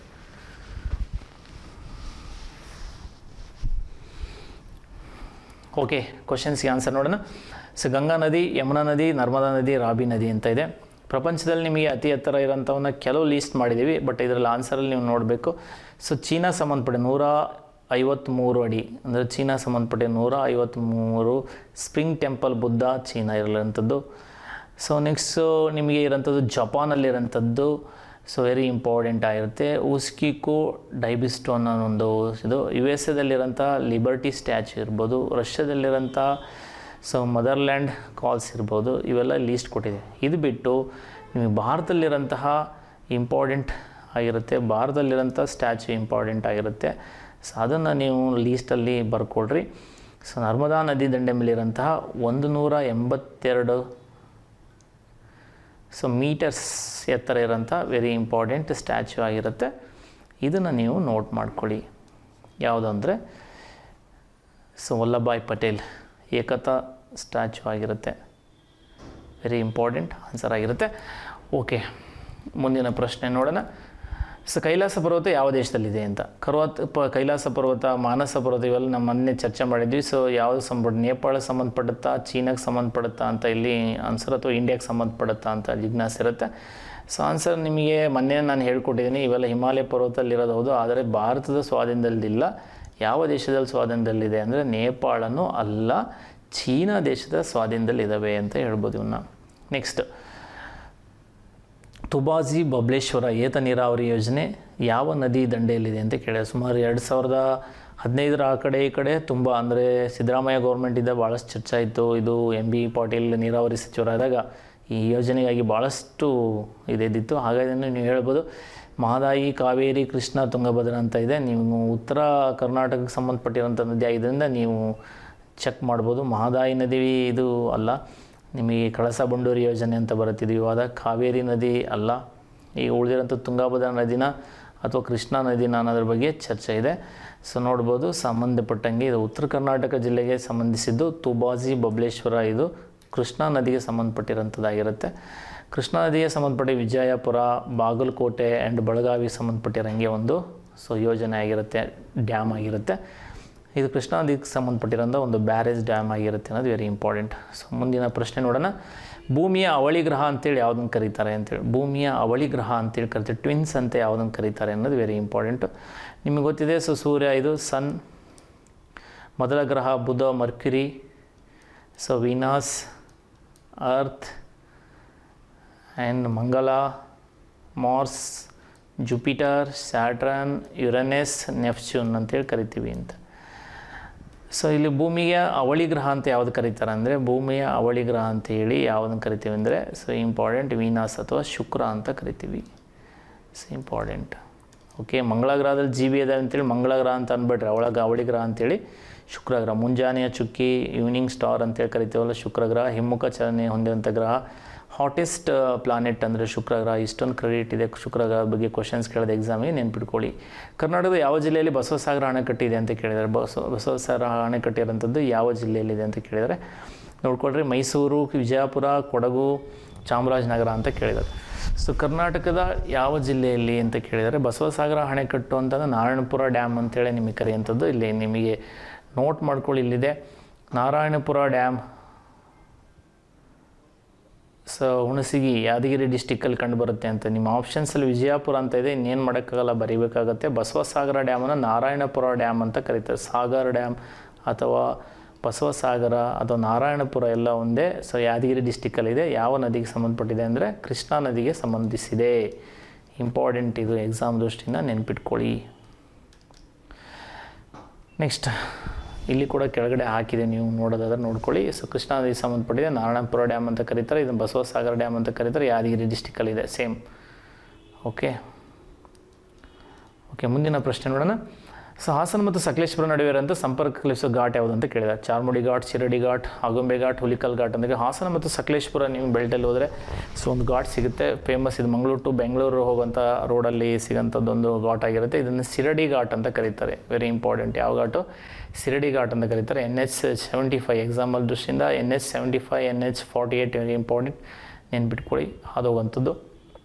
ಸೊ ವೆಸ್ಟರ್ನ್ ಘಾಟಲ್ಲಿ ಕಂಡುಬರೋಂಥ ಒಂದು Shirdi Ghats very important. So ಇದು ನಮಗೆ ಕಂಡುಬರೋದು ಸೊ ಭಾಳ ಒಂದು ಇಂಪಾರ್ಟೆಂಟ್. ನಿಮಗೆ ದಕ್ಷಿಣ ಕನ್ನಡ ಜಿಲ್ಲೆ ಮತ್ತು ಹಾಸನ ಜಿಲ್ಲೆ ಸೊ ಕಂಡುಬರೋಂಥ ಒಂದಿದು. ಸೊ ಹಾಸನ, ಸಕಲೇಶ್ಪುರ ಎರಡೂ ಒಂದೇ ಡಿಸ್ಟಿಕಲ್ಲಿ ಬರೋಂಥದ್ದು. ಮತ್ತು ಮಂಗಳೂರು ನಿಮಗೆ ದಕ್ಷಿಣ ಕನ್ನಡ ಜಿಲ್ಲೆಯಲ್ಲಿ ಕಂಡುಬರುತ್ತೆ. ದಕ್ಷಿಣ ಕನ್ನಡ ಜಿಲ್ಲೆಯಲ್ಲಿ ಕಂಡುಬರುತ್ತೆ. ತುಂಬ ಇಂಪಾರ್ಟೆಂಟು, ನೆನ್ಪಿಟ್ಕೊಳ್ಳಿ. ಓಕೆ, ಈ ಕೆಳಗಿನ ಯಾವುದು ಬರಾಕ್ ಕಣಿವೆ ವೆರಿ ಇಂಪಾರ್ಟೆಂಟ್. ಬರಾಕ್ ಕಣಿವೆ ಅಂತಂದರೆ ನಿಮಗೆ ಅಸ್ಸಾಂ ಮತ್ತು ಅರುಣಾಚಲ ಪ್ರದೇಶ ನೆನಪಿರಬೇಕಾಗತ್ತೆ. ಬರಾಕ್ ಕಣಿವೆ ಕಂಡುಬರೋದೆಲ್ಲಿ ಅಂತ, ಅಥವಾ ಬರಾಕ್ ಕಣಿವೆಯಲ್ಲಿ ಬೆಳೆಯುವಂಥ ಅತಿ ಹೆಚ್ಚು ಉತ್ಪಾದನೆ ಯಾವುದು ಅಂತ ಹೇಳಿ ನೋಡ್ತಾರೆ. ಸೊ ನೀವು ಬರಾಕ್ ಕಣಿವೆ ನಾನು ಹೇಳಿದೆ ಅಸ್ಸಾಂ ಅಂತ ಹೇಳಿದೆ. ಅಸ್ಸಾಂ ಮತ್ತು ನಿಮಗೆ ಇಂಪಾರ್ಟೆಂಟ್ ಯಾವುದು ಅಸ್ಸಾಂ ಇರ್ಬೋದು, ಅಥವಾ ಯಾವುದು ವೆಸ್ಟ್ ಬೆಂಗಾಲ್ಸ್ ಇರ್ಬೋದು, ಮತ್ತು ಬಾಂಗ್ಲಾದೇಶ್ ಇರ್ಬೋದು, ಅಸ್ಸಾಂ ಇರ್ಬೋದು. ಈ ಬೆಲ್ಟ್ ಇದೆಯಲ್ಲ, ಈ ಬೆಲ್ಟಲ್ಲಿ ಹೆಚ್ಚು ಏನು ಬೆಳೆಯೋಕ್ಕೆ ಸಾಧ್ಯ ನಿಮಗೆ ಗೊತ್ತಿದೆ. ನಾನೇ ಕೇಳ್ತಿದ್ದೀನಿ, ವೆಸ್ಟ್ ಬೆಂಗಾಳಲ್ಲಿ ಹೆಚ್ಚು ಬೆಳೆಯುವಂಥದ್ದು ಯಾವುದು? ಈ ಬೆಳೆಯೋದಲ್ಲಿ ಕಬ್ಬು ಬೆಳಿತಾರ, ಸೆಣಬು ಬೆಳಿತಾರ, ಜಾಬ್ ಬೆಳಿತಾರ, ಹತ್ತಿ ಬೆಳಿತಾರ ನೋಡಿದರೆ ಈ ಬೆಲ್ಟಲ್ಲಿ ಹೆಚ್ಚಾಗಿ ನೀವು ಬೆಳೆಯುವಂಥದ್ದು ಯಾವುದು ಅಂದರೆ ಬರಾಕ್ ಕಣಿವೆಗಳಲ್ಲಿ ಹೆಚ್ಚು ಬೆಳೆಯುವಂಥದ್ದು ಸೆಣಬಾಗಿರುತ್ತೆ. ನೆನ್ಪಿಟ್ಕೊಳ್ಳಿ, ಯಾಕಂದರೆ ಬೆಲ್ಟ್ ವೆರಿ ಇಂಪಾರ್ಟೆಂಟ್. ಒಂದೊಂದು ಬೆಲ್ಟಲ್ಲಿ ಹೆಚ್ಚೆಚ್ಚು ಒಂದೊಂದು ಬೆಳೀತಾರೆ ಅನ್ನೋದು ನಿಮ್ಗೆ ಗೊತ್ತಿರಬೇಕಾಗುತ್ತೆ. ಓಕೆ, ಆನ್ಸರ್ ನೋಡೋಣ. ಸೊ ಸೆಣಬನ್ನು ಬೆಳೀತಾರೆ, ವೆರಿ ಇಂಪಾರ್ಟೆಂಟ್. ಯಾವ ಭಾಗದಲ್ಲಿ ಕಂಡುಬರುತ್ತೆ ಅಂತಂದರೆ ಅಸ್ಸಾಂನ ಬರಾಕ್ ಕಣಿವೆ ಕಂಡುಬರೋಂಥದ್ದು ಇಲ್ಲಿ. ಸೊ ನಿಯರೆಸ್ಟ್ ಬಾಂಗ್ಲಾದೇಶ್ ಅಟ್ಯಾಚ್ ಇರೋಂಥದ್ದು ಸೆಣಬನ್ನು ಹೆಚ್ಚು ಬೆಳೀತಾರೆ. ಬ್ರಹ್ಮಪುತ್ರ ರಿವರ್ಸ್ ಉಪನದಿ ಆಗಿರುತ್ತೆ ಇದೊಂದು. ಲೋಹಿತಾ ನದಿ, ಸೊ ಇವೆಲ್ಲ ಬರೋಂಥದ್ದು ಬರಾಕ್ ಕಣಿವೆಗಳು, ವೆರಿ ಇಂಪಾರ್ಟೆಂಟ್, ನೆನ್ಪಿಟ್ಕೊಳ್ಳಿ. ಮುಂದಿನ ಪ್ರಶ್ನೆ, ಪಶ್ಚಿಮಾಭಿಮುಖವಾಗಿ ಹರಿಯುವ ದಕ್ಷಿಣ ಭಾರತದ ಅತಿ ಉದ್ದವಾದ ನದಿ ಯಾವುದಂತ ಇದೆ. ಸೊ ಪಶ್ಚಿಮಾಭಿಮುಖವಾಗಿ ಹರಿಯುವಂಥ ದಕ್ಷಿಣ ಭಾರತದ ಅತಿ ಉದ್ದ ನದಿ ಸೊ ನರ್ಮದಾ ನದಿಯಾಗಿರುತ್ತೆ. ವೆರಿ ಇಂಪಾರ್ಟೆಂಟ್, ನೆನ್ಪಿಟ್ಕೊಳ್ಳಿ. ನರ್ಮದಾ ನದಿ ಎಷ್ಟುದ್ದ ಹರಿಯುತ್ತೆ ಅನ್ನೋದ್ರ ಬಗ್ಗೆ ಇಲ್ಲಿ ಡೀಟೇಲ್ಸ್ ಕೊಟ್ಟಿದ್ದೀನಿ, ಬರ್ಕೊಳ್ಳಿ. ನರ್ಮದಾ ನದಿ 1312 ಕಿಲೋಮೀಟರ್ ಹರಿಯುವಂಥ ಪಶ್ಚಿಮಕ್ಕೆ ಅತಿ ಉದ್ದ ಹರಿಯುವಂಥ ನದಿಯಾಗಿರುತ್ತೆ. ಉದ್ದ ಹರಿಯುವ ನದಿಯಾಗಿರುತ್ತೆ. ವೆಸ್ಟರ್ನ್ ಜರ್ನಿ ಲಾಂಗೆಸ್ಟ್ ರಿವರ್ಸ್ ಯಾವುದು ಅಂತ ಕೇಳಿದರೆ ಸೊ ನರ್ಮದಾ ನದಿಯನ್ನು ಬರೀರಿ. ಸೊ ಇದರ ಒಂದು ವಿಸ್ತೀರ್ಣ ಮತ್ತು ಎಲ್ಲಿ ಹುಟ್ಟುತ್ತೆ, ಸಮರಕಂಟಕದಲ್ಲಿ ಹುಟ್ಟುತ್ತೆ. ಮತ್ತು ಎಲ್ಲಿ ಸೇರುತ್ತೆ ಅಂದರೆ ಅರಬ್ಬಿ ಸಮುದ್ರ, ಗಲ್ಫ್ ಆಫ್ ಕಂಬಾಟ್ ಅನ್ನೋ ಒಂದು ಪ್ಲೇಸ್ ವೆರಿ ನೆನ್ಪಿಟ್ಕೊಳ್ಳಿ ಇದನ್ನು, ಎಲ್ಲಿ ಸೇರುತ್ತೆ ಅನ್ನೋದು. ಸೊ ನೆಕ್ಸ್ಟ್ ಇದರ ಒಳ್ಳೆ ಸಿಟಿಗಳು, ಇದರ ಮೇಲಿರೋಂಥ ಒಳ್ಳೆ ಸಿಟಿಗಳು ಜಬಲ್ಪುರ ಮತ್ತು ಮತ್ತೊಂದು ವಡೋದರ ಅಂತೇಳಿ ಕಂಡು ಬರುತ್ತೆ. ನರ್ಮದಾ ಬ್ಯಾರೇಜ್ ಅತ್ಯಂತ ದೊಡ್ಡ ಬ್ಯಾರೇಜನ್ನು ಕೂಡ ಕಾಣ್ತೀವಿ ದಕ್ಷಿಣ ಭಾರತದಲ್ಲಿ. ಸೊ ವೆರಿ ಇಂಪಾರ್ಟೆಂಟ್, ಇಷ್ಟು ಪಾಯಿಂಟ್ಸ್ಗಳನ್ನು ನೀವು ನೆನಪು ಮಾಡಿ ಬರ್ಕೊಡ್ರಿ, ಇದು ಇಂಪಾರ್ಟೆಂಟ್ ನಿಮಗೆ ಆಗಿರುತ್ತೆ, ಡಾಟಸ್ ಬರ್ಕೊಳ್ಳಿ. ನೆಕ್ಸ್ಟ್ ಕಲ್ಲಿದ್ದಲು ಪೆಟ್ರೋಲಿಯಂ ಯಾವ ಕ್ರಾಂತಿಗೆ ಸಂಬಂಧಪಟ್ಟಿದೆ? ಹಸಿರು ಕ್ರಾಂತಿ, ಕಪ್ಪು ಕ್ರಾಂತಿ, ನೀಲಿ, ಹಳದಿ ಅಂತ ಕೇಳಿದರೆ ಆಲ್ರೆಡಿ ನಿಮಗೆ ಜಾಸ್ತಿ ಬರೋದ್ರಿಂದ ಬೇಗ ಆನ್ಸರ್ ಹೇಳ್ಬೋದು. ಕಲ್ಲಿದ್ದಲು ಮತ್ತು ಪೆಟ್ರೋಲಿಯಂ ಯಾವ ಕ್ರಾಂತಿಗೆ ಸಂಬಂಧಪಟ್ಟಿದೆ ಅಂತಂದರೆ ಕಪ್ಪು ಕ್ರಾಂತಿಗೆ ಸಂಬಂಧಪಟ್ಟಿದೆ. ಇಲ್ಲಿ ಕೊಟ್ಟಿರೋ ಡಾಟಸನ್ನು ನೋಡಿರ್ಬೋದು. ಹಸಿರು ಕ್ರಾಂತಿ ಕೃಷಿ, ಕಪ್ಪು ಕ್ರಾಂತಿ ನಿಮಗೆ ಕಲ್ಲಿದ್ದಲು ಮತ್ತು ಪೆಟ್ರೋಲಿಯಂ, ನೀಲಿ ಕ್ರಾಂತಿ ಮೀನುಗಾರಿಕೆ, ಹಳದಿ ಕ್ರಾಂತಿ ಸೊ ಇದೆ ನಿಮಗೆ ಕೃಷಿ ಕ್ರಾಂತಿ ನಿಮಗೆಲ್ಲ ಗೊತ್ತಿದ್ದಾವೆ, ನೋಟ್ ಮಾಡಿಕೊಂಡು ಬರ್ಕೊಡ್ರು, ಅಷ್ಟೊಂದು ಇಂಪಾರ್ಟೆಂಟ್ ಆಗುತ್ತೆ. ನೆಕ್ಸ್ಟ್ ಈ ಕೆಳಗಿನ ರಾಷ್ಟ್ರೀಯ ಉದ್ಯಾನಗಳಲ್ಲಿ ಯಾವುದು ಕರ್ನಾಟಕದಲ್ಲಿದೆ ಅಂತ ಕೇಳಿದರೆ ಸೊ ಸೈಲೆಂಟ್ ವ್ಯಾಲಿ ನಿಮಗೆ ತಮಿಳುನಾಡಿದೆ. ಮಾಧವ ರಾಷ್ಟ್ರೀಯ ಉದ್ಯಾನವನ ಸೊ ಬೇರೆ ಕಡೆ ನಿಮಗೆ ಮಧ್ಯಪ್ರದೇಶ ಈ ಕಡೆ ಹೋಗಬೇಕಾಗುತ್ತೆ. ಬಂಡೀಪುರ ಯಾವುದು ಅಲ್ಲ ಅಂತ ನೀವು ಆನ್ಸರನ್ನು ನೋಡಿ ಗೊತ್ತಾಗುತ್ತೆ. ಬಂಡೀಪುರ ಅರಣ್ಯ ಅಂತೇಳಿ ಕರಿತೀವಿ. ಸೊ ನೋಡೋ ಆನ್ಸರ್ ನೋಡಿ, ಸೈಲೆಂಟ್ ವ್ಯಾಲಿ ಕೇರಳ ಬರ್ಕೊಡ್ರಿ. ಸೊ ಮಾಧವ ರಾಷ್ಟ್ರೀಯ ಉದ್ಯಾನ ಮಧ್ಯಪ್ರದೇಶ, ಬಂಡೀಪುರ ಕರ್ನಾಟಕದಲ್ಲಿದೆ. ಆನ್ಸರ್ ನಿಮ್ಮ ಆನ್ಸರ್ ಕೂಡ ರೈಟ್, ಉಳಿದಿರೋ ಆನ್ಸರ್ ಕೂಡ ನಿಮಗೆ ಡಾಟಾ ಸಿಕ್ಕಿದ್ರಿಂದ ಬರ್ಕೊಳ್ಳಿ. ಸೊ ನೆಕ್ಸ್ಟ್ ಟೈಟಾನ್ ಹೆಸರಿನ ಕೃತಕ ಉಪಗ್ರಹ ಯಾವ ಗ್ರಹದ ಸುತ್ತುತ್ತಾ ಇದೆ ಅಂತೇಳಿ. ಕೃತಕ ಉಪಗ್ರಹ ಅಂತಂದರೆ ಇಂಪಾರ್ಟೆಂಟ್, ಇಲ್ಲಿ ಕೃತಕ ಅನ್ನೋಕ್ಕಿಂತ ನ್ಯಾಚುರಲ್ ಕೊಡಬೇಕಿತ್ತು, ನೈಸರ್ಗಿಕ ಉಪಗ್ರಹ ಅನ್ನೋದು ವೆರಿ ಇಂಪಾರ್ಟೆಂಟ್ ಆಯಿತು. ಇಲ್ಲಿ ಟೈಟಾನ್ ಅಂತ ಅಂದರೆ ಇಂಪಾರ್ಟೆಂಟ್ ನೋಡೋಣ ಎಕ್ಸಾಮಲ್ಲಿ. ಸೊ ಯಾವ ಗ್ರಹದ ಸುತ್ತಾ ಇದೆ ಅಂತೇಳಿ ಕ್ವಶನ್ಸ್ ಕೇಳಿದ್ದಾರೆ. ಸೊ ಎಕ್ಸಾಮಲ್ಲಿ ನಿಮಗೆ ಶನಿ ಗ್ರಹದ ಅತ್ಯಂತ ಒಂದು ಇಂಪಾರ್ಟೆಂಟ್ ಇಲ್ಲಿ ಕ್ವಶನ್ಸ್ ಆನ್ಸರ್ ನೋಡಿದೆ. So Titan is the largest Moon of the ಸ್ಯಾಟ್ರನ್. Shani ಗ್ರಹದ ಅತ್ಯಂತ ದೊಡ್ಡ ಉಪಗ್ರಹ ಯಾವುದು ಅಂದರೆ ಸೊ ಟೈಟಾನ್, ಒಂದು credit. Second largest natural satellite in the solar system, ಅತ್ಯಂತ ದೊಡ್ಡದಾದಂಥ ಎರಡನೇ ನೈಸರ್ಗಿಕ ಉಪಗ್ರಹ, ಎರಡನೇದು ಯಾವುದರಲ್ಲಿ ಇಡೀ ಸೋಲಾರ್ ಸಿಸ್ಟಮಲ್ಲಿ ಎರಡನೇದು, ಶನಿಯಲ್ಲಿ ಫಸ್ಟ್ ಆಗಿರುತ್ತೆ. ಸೊ ವೆರಿ ಇಂಪಾರ್ಟೆಂಟ್, ಇದು ಅಟ್ಮಾಸ್ಫಿಯರ್ ಹೊಂದಿದಂಥ ವಾತಾವರಣವನ್ನು ಹೊಂದಿದಂತಹ ಏಕೈಕ ಉಪಗ್ರಹ ಅಂತ ಕೂಡ ಕರೀತಾರೆ. ಟೈಟಾನಿಗೆ 3 ಕ್ರೆಡಿಟ್ ಇದೆ. ಒಂದು ಶನಿಯ ಅತ್ಯಂತ ದೊಡ್ಡ ಉಪಗ್ರಹ, ಸೋಲಾರ್ ಸಿಸ್ಟಮಲ್ಲಿ ಎರಡನೇ ಅತಿ ದೊಡ್ಡ ಉಪಗ್ರಹ, ಮೂರನೇದೇನಂತಂದರೆ ಸೊ ವಾತಾವರಣವನ್ನು ಹೊಂದಿದಂಥ ಒಂದು ಏಕೈಕ ಉಪಗ್ರಹ ಅಂತ ಕರಿತೀವಿ. ವೆರಿ ಇಂಪಾರ್ಟೆಂಟ್ ಕ್ವಶನ್ಸ್ ಆಗಿರುತ್ತೆ. ಓಕೆ, ಇಲ್ಲೆಲ್ಲ ನಿಮಗೆ ಉಳಿದಿರೋದು ಕೊಟ್ಟಿದ್ದಾರೆ, ನೀವು ಬೇಕಾದ್ರೆ ನೋಟ್ ಮಾಡ್ಕೊಳ್ಳಿ. ಓಕೆ, ಸರ್ಫೇಸ್ ಮೇಲ್ಮೈ ವಾತಾವರಣ ಹೊಂದಿದಂಥದ್ದು ಮತ್ತು ಮಳೆಗಳಾಗಂಥದ್ದು ಇದಕ್ಕೆಲ್ಲ ಸಂಬಂಧಪಟ್ಟಿರೋದು, ಗುಡುಗು ಮಿಂಚುಗಳನ್ನು ಕಾಣ್ತಾರೆ ಟೈಟಾನಲ್ಲಿ ಅಂತ ಹೇಳಲಾಗ್ತದೆ. ನೀವು ಬೇಕಿದ್ದರೆ ಸ್ವಲ್ಪ ಶನಿ ಗ್ರಹದ ಉಪಗ್ರಹಕ್ಕೂ ವಾಸ ಮಾಡೋದಾದರೆ ಮಾಡ್ಬೋದು, ಚೆಕ್ ಮಾಡಿ. ಓಕೆ, ಮಾವು ಹಣ್ಣಾಗೋದಕ್ಕೆ ಲಾಭದಾಯಕವಂಥ ಮಳೆ ಯಾವುದು ಕರ್ನಾಟಕ ಮತ್ತು ಕೇರಳದಲ್ಲಿ ಅಂತ ಕೇಳ್ತಾರೆ. ಮಾನ್ಸೂನ್ ಪೂರ್ವದಲ್ಲಿ ಸುರಿಯುವಂಥ ಮಳೆ ಆಗಿರುತ್ತೆ, ಏಪ್ರಿಲ್ ಮತ್ತು ಮೇ ತಿಂಗಳಲ್ಲಿ. ಸೊ ಇದನ್ನು ಮಾವು ಹಣ್ಣಾಗೋದಕ್ಕೆ ಮಾವಿನ ಕೊಯ್ಲು ಅಂತ ಕರೀತಾರೆ. ವೆರಿ ಇಂಪಾರ್ಟೆಂಟ್ ನಿಮಗೆ. ಈಶಾನ್ಯ ಮಳೆ ಮಾರುತ, ಲೂ ಮಾರುತ, ಚಿನುಕು, ಮಾವು ಸುರುಮಳೆ ಅಂತ ಇದೆ, ನೀವು ಕರಿಬೋದು. ಸೊ ಇಂಪಾರ್ಟೆಂಟ್, ನೀವು ಆನ್ಸರ್ ನೋಡಿದ್ರೆ ಇಲ್ಲಿ ನನಗೆ ಈಸಿಯಾಗಿ ಹಾಕ್ಬೋದು. ಚಿನುಕು ವಿಂಡ್ಸ್ ಎಲ್ಲಿ ಕಂಡು ಬರ್ತವೆ ಅಂತ ಕೇಳ್ತಾರೆ. ಸೊ ನಾರ್ತ್ ಅಮೇರಿಕಾ, ಇದು ನಾರ್ತ್ ಅಮೇರಿಕಾದಲ್ಲಿ ಚಿನುಕು ಇದು ಕರೀತೆ ಅಂತ ಕರಿತೀವಿ. ಹಿಮ ರಾಕ್ಸಿಸ ಇವನ್ನ ಇದಂತೇಳಿ ಕೂಡ ಇನ್ನು ಕರೀತಾರೆ, ಇವನ ಬಗ್ಗೆ ನೋಡಿರಿ. ನೆಕ್ಸ್ಟ್ ನಿಮಗೆ loo is strong, very important. Dust ಮತ್ತು ಅಂದರೆ ಒಣ ಹಾಟ್ ಡ್ರೈ ಸಮ್ಮರ್ ವಿಂಡ್ಸ್ ಅಂತೇಳಿ ಕರೀತಾರೆ. ಇದನ್ನು ಎಲ್ಲಿ ಕಂಡು ಬರುತ್ತೆ ಲೂ ಅನ್ನೋದು ವೆರಿ ಇಂಪಾರ್ಟೆಂಟು. ನಾರ್ತ್ ಇಂಡಿಯಾ ಭಾಗದಲ್ಲಿ ಕಂಡು ಬರುತ್ತೆ ನಿಮಗೆ, ನಾರ್ತ್ ಇಂಡಿಯಾ ಭಾಗದಲ್ಲಿ ಮತ್ತು ಪಾಕಿಸ್ತಾನ್ ಬಾರ್ಡ್ರಲ್ಲಿ ಕಂಡು ಬರೋಂಥದ್ದು ವೆರಿ ಇಂಪಾರ್ಟೆಂಟ್. ಪಂಜಾಬ್, ಹರಿಯಾಣ, ಡೆಲ್ಲಿ ಕಡೆ ಬೀಸಂಥ ಇಂಪಾರ್ಟೆಂಟ್ ಲೂ ಆಗಿರುತ್ತೆ ಅನ್ನೋದು. ಮೇ ಮತ್ತು ಜೂನ್ ತಿಂಗಳಲ್ಲಿ ಲೂ ಕಂಡು ಬರುತ್ತೆ. ಹಾಗಾಗಿ ಇದರಿಂದ ಲೂನೂ ಅಲ್ಲ, ಚಿನುಕೂ ಅಲ್ಲ. ಸೊ ಈಶಾನ್ಯ ಮಳೆ ಮಾರುತಗಳು ಈಶಾನ್ಯ ದಿಕ್ಕಲ್ಲಿ ಕರ್ನಾಟಕ ಮತ್ತು ಕೇರಳ ಬರೋದೇ ಇಲ್ಲ. ಹಾಗಾಗಿ ನೀವು ಮಾವು ಸುರುಮಳೆ, ಮಾವಿನ ಕೊಯ್ಲು ಅಂತೇಳಿ ಕರಿಬೋದು ಆನ್ಸರ್ ಅಂತೇಳಿ ನೋಡ್ಕೋಬೋದು. ತುಂಗಭದ್ರಾ ಕಾರ್ಯಯೋಜನೆಯನ್ನು ಜಂಟಿಯಾಗಿ ಯಾವ ರಾಜ್ಯಗಳು ಪ್ರಯೋಗಿಸ್ತವೆ ಅಂತ ಕೇಳಿದ್ರೆ, ತುಂಗಭದ್ರಾ ಯೋಜನೆ ನಿಮಗೆ ಗೊತ್ತಿರಬೇಕಾಗುತ್ತೆ. ತುಂಗಭದ್ರಾ ಸೊ ಈಶಾನ್ಯ ದಿಕ್ಕಿಗೆ ಕರ್ನಾಟಕದಲ್ಲಿ ಈಶಾನ್ಯ ದಿಕ್ಕಿಗೆ ಜರ್ನಿ ಮಾಡೋಂಥ ಹರಿಯುವಂಥ ನದಿ ಯಾವುದು ಅಂದರೆ ತುಂಗಭದ್ರಾ ನದಿ ಆಗಿರುತ್ತೆ. ಸೊ ಚಿಕ್ಕಮಂಗ್ಳೂರಲ್ಲಿ ಹುಟ್ಟಿ ಚಿಕ್ಕಮಂಗ್ಳೂರು, ಶಿವಮೊಗ್ಗ, ಬಳ್ಳಾರಿ, ಆಂಧ್ರದ ಮೂಲಕ ಸೊ ಎಲ್ಲಿ ತಲುಪುತ್ತೆ ಅಂದರೆ ಬೇ ಆಫ್ ಬೆಂಗಾಳನ್ನು ತಲುತ್ತೆ, ಬಂಗಾಳ ಕೊಲ್ಲಿ ಸಮುದ್ರವನ್ನು ಸೇರುತ್ತೆ. ಹಂಗಾಯಿಂದ ಇದು ಯಾವ ಯೋಜನೆ ಅಂದರೆ ಕರ್ನಾಟಕ ಮತ್ತು ಆಂಧ್ರ ಪ್ರದೇಶದ ಯೋಜನೆ ಆಗಿರುತ್ತೆ ಅಂತ ಈಸಿ ಆನ್ಸರ್ ಮಾಡಬಹುದು ಅಲ್ವಾ. ಎಸ್, ಮುಂದಿನ ಪ್ರಶ್ನೆ, ತುಂಗಭದ್ರಾ ಕಾರ್ಯಯೋಜನೆಯನ್ನು ಜಂಟಿಯಾಗಿ ಯಾವ ರಾಜ್ಯಗಳು ಪ್ರಯೋಜಿಸ್ತವೆ ಅಂತ ಇದೆ. ಸೊ ಅದು ಆನ್ಸರ್ ಕೂಡ ಸಿಕ್ಕಿದೆ. ಶ್ರೀಗಂಧ ಉತ್ಪಾದನೆ ಕೆಳಗಿನ ಯಾವ ರಾಜ್ಯ ಆಗಿದೆ ಅಂತ. ಶ್ರೀಗಂಧಗಳು ಯಾವುದು ಉಷ್ಣವಲಯದ ಎಲೆ ಉದುರಿಸುವ ಕಾಡುಗಳಲ್ಲಿ ಹೆಚ್ಚು ಕಂಡು ಬರ್ತವೆ ಅಂತ ಹೇಳಿದ್ವಿ. ಕರ್ನಾಟಕದಲ್ಲಿ ಅಂತ ಆಗಲೇ ಕ್ವಶನ್ಸ್ ಬಂದಿತ್ತು, ಹಂಗಾಗಿ ಇದನ್ನು ಮತ್ತೊಂದು ಸರಿ ಡಿಸ್ಕಷನ್ ಮಾಡೋ ಅವಶ್ಯಕತೆ ಇಲ್ಲ. ರಾಜ್ಯದಲ್ಲಿ ಅತಿ ಹೆಚ್ಚು ಸಿಮೆಂಟ್ ಉತ್ಪಾದಿಸುವ ಜಿಲ್ಲೆ ಯಾವುದಂತ ಕೇಳಿದರೆ ಕಲಬುರಗಿ, ಬಳ್ಳಾರಿ, ಧಾರವಾಡ, ದಾವಣಗೆರೆ ಅಂತ ಕೇಳಿದರೆ. So very important, Dalmia cement ಇವೆಲ್ಲ ನೀವು ನೆನ್ಪಿಟ್ಕೊಂಡ್ರೆ ಈಸಿ ಹೇಳ್ಬೋದು. ಸೊ ಕಲಬುರಗಿ ವೆರಿ ಇಂಪಾರ್ಟೆಂಟ್, ಸಿಮೆಂಟನ್ನು ಹೆಚ್ಚು ಉತ್ಪಾದನೆ ಮಾಡ್ತೀವಿ. ದಾಲ್ಮಿಯಾ ಸಿಮೆಂಟ್ ಕಂಪ್ನಿ ಇರ್ಬೋದು, ಇವೆಲ್ಲ ಇರೋದು ಅಲ್ಲಿರೋದನ್ನು ನೆನ್ಪಿಟ್ಬೋದು. ಸೊ ಕೊಕ್ಕರೆಬೆಳ್ಳೂರು ಪಕ್ಷಿಧಾಮ ಯಾವ ಜಿಲ್ಲೆಯಲ್ಲಿದೆ ಅಂತ ಕೇಳಿದರೆ ಕೊಕ್ಕರೆಬೆಳ್ಳೂರು ಸೊ ಇದಿರ್ಬೋದು, ಮಂಡಗದ್ದೆ ಇರ್ಬೋದು, ಅಥವಾ ನಿಮಗೆ ಗುಡುವಿ ಪಕ್ಷಿಧಾಮ ಇರ್ಬೋದು, ಅಥವಾ ರಂಗನತಿಟ್ಟು ಪಕ್ಷಿಧಾಮ ಇರ್ಬೋದು. ಎಲ್ಲೆಲ್ಲಿ ಅಂತ ಕಂಡು ಬರೋದು ಕೊಕ್ಕರೆಬೆಳ್ಳೂರು ಕಂಡು ಬರೋದು ಮಂಡ್ಯ ಜಿಲ್ಲೆಯನ್ನು ನೆನ್ಪಿಟ್ಕೊಳ್ಳಿ. ಮಂಡಗದ್ದೆ, ಗುಡುವಿ ಮತ್ತು ಎಲ್ಲಿ ಕಂಡು ಬರ್ತವೆ, ಸೊ ಶಿವಮೊಗ್ಗ ಡಿಸ್ಟಿಕಲ್ಲಿ ಕಂಡು ಬರ್ತವೆ. ನೆಕ್ಸ್ಟ್, ಕೆಳಗಿನಗಳಲ್ಲಿ ಯಾವುದು ಅಣು ಖನಿಜ ಅಂತ ಕೇಳಿದೆ. ಅಬ್ರಕ, ಹೆಮಾಟೈಟ್, ಮ್ಯಾಗ್ನಟೈಟ್, ಯುರೇನಿಯಂ ಅಂತ ಕೇಳಿದ್ರೆ ಅಣುಗೆ ಸಂಬಂಧಪಟ್ಟ ಥೋರಿಯಂ ಮತ್ತು ಯುರೇನಿಯಮನ್ನು ಸೊ ಕಚ್ಚಾ ವಸ್ತುವಾಗಿ ಬಳಸ್ತಾರೆ. ಯಾವುದನ್ನು ಬಳಸ್ತಾರೆ? ಸೊ ಥೋರಿಯಂ ಮತ್ತು ಯುರೇನಿಯಮನ್ನು. ಸೊ ಎರಡು ಇಂಪಾರ್ಟೆಂಟ್ ಆಗಿರುತ್ತೆ ನಿಮಗೆ. ಯಾವುದಕ್ಕೆ? ಕಚ್ಚಾ ವಸ್ತುಗಳು ಯಾವುದು? ಅಣು ವಿದ್ಯುತ್ತಿಗೆ ಸಂಬಂಧಪಟ್ಟಿದೆ, ಅಂದರೆ ನ್ಯೂಕ್ಲಿಯರ್ ರಿಯಾಕ್ಟರ್ ಅಂತ ಕರಿತೀವಲ್ಲ, ಅಲ್ಲಿಗೆ ಸಂಬಂಧಪಟ್ಟ ವಿದ್ಯುತ್ ಉತ್ಪಾದನೆ ಇರ್ಬೋದು, ಅಣುಬಾಂಬ್ ತಯಾರಿಕೆ ಕಚ್ಚಾ ವಸ್ತುಗಳಾಗಿರ್ತವೆ.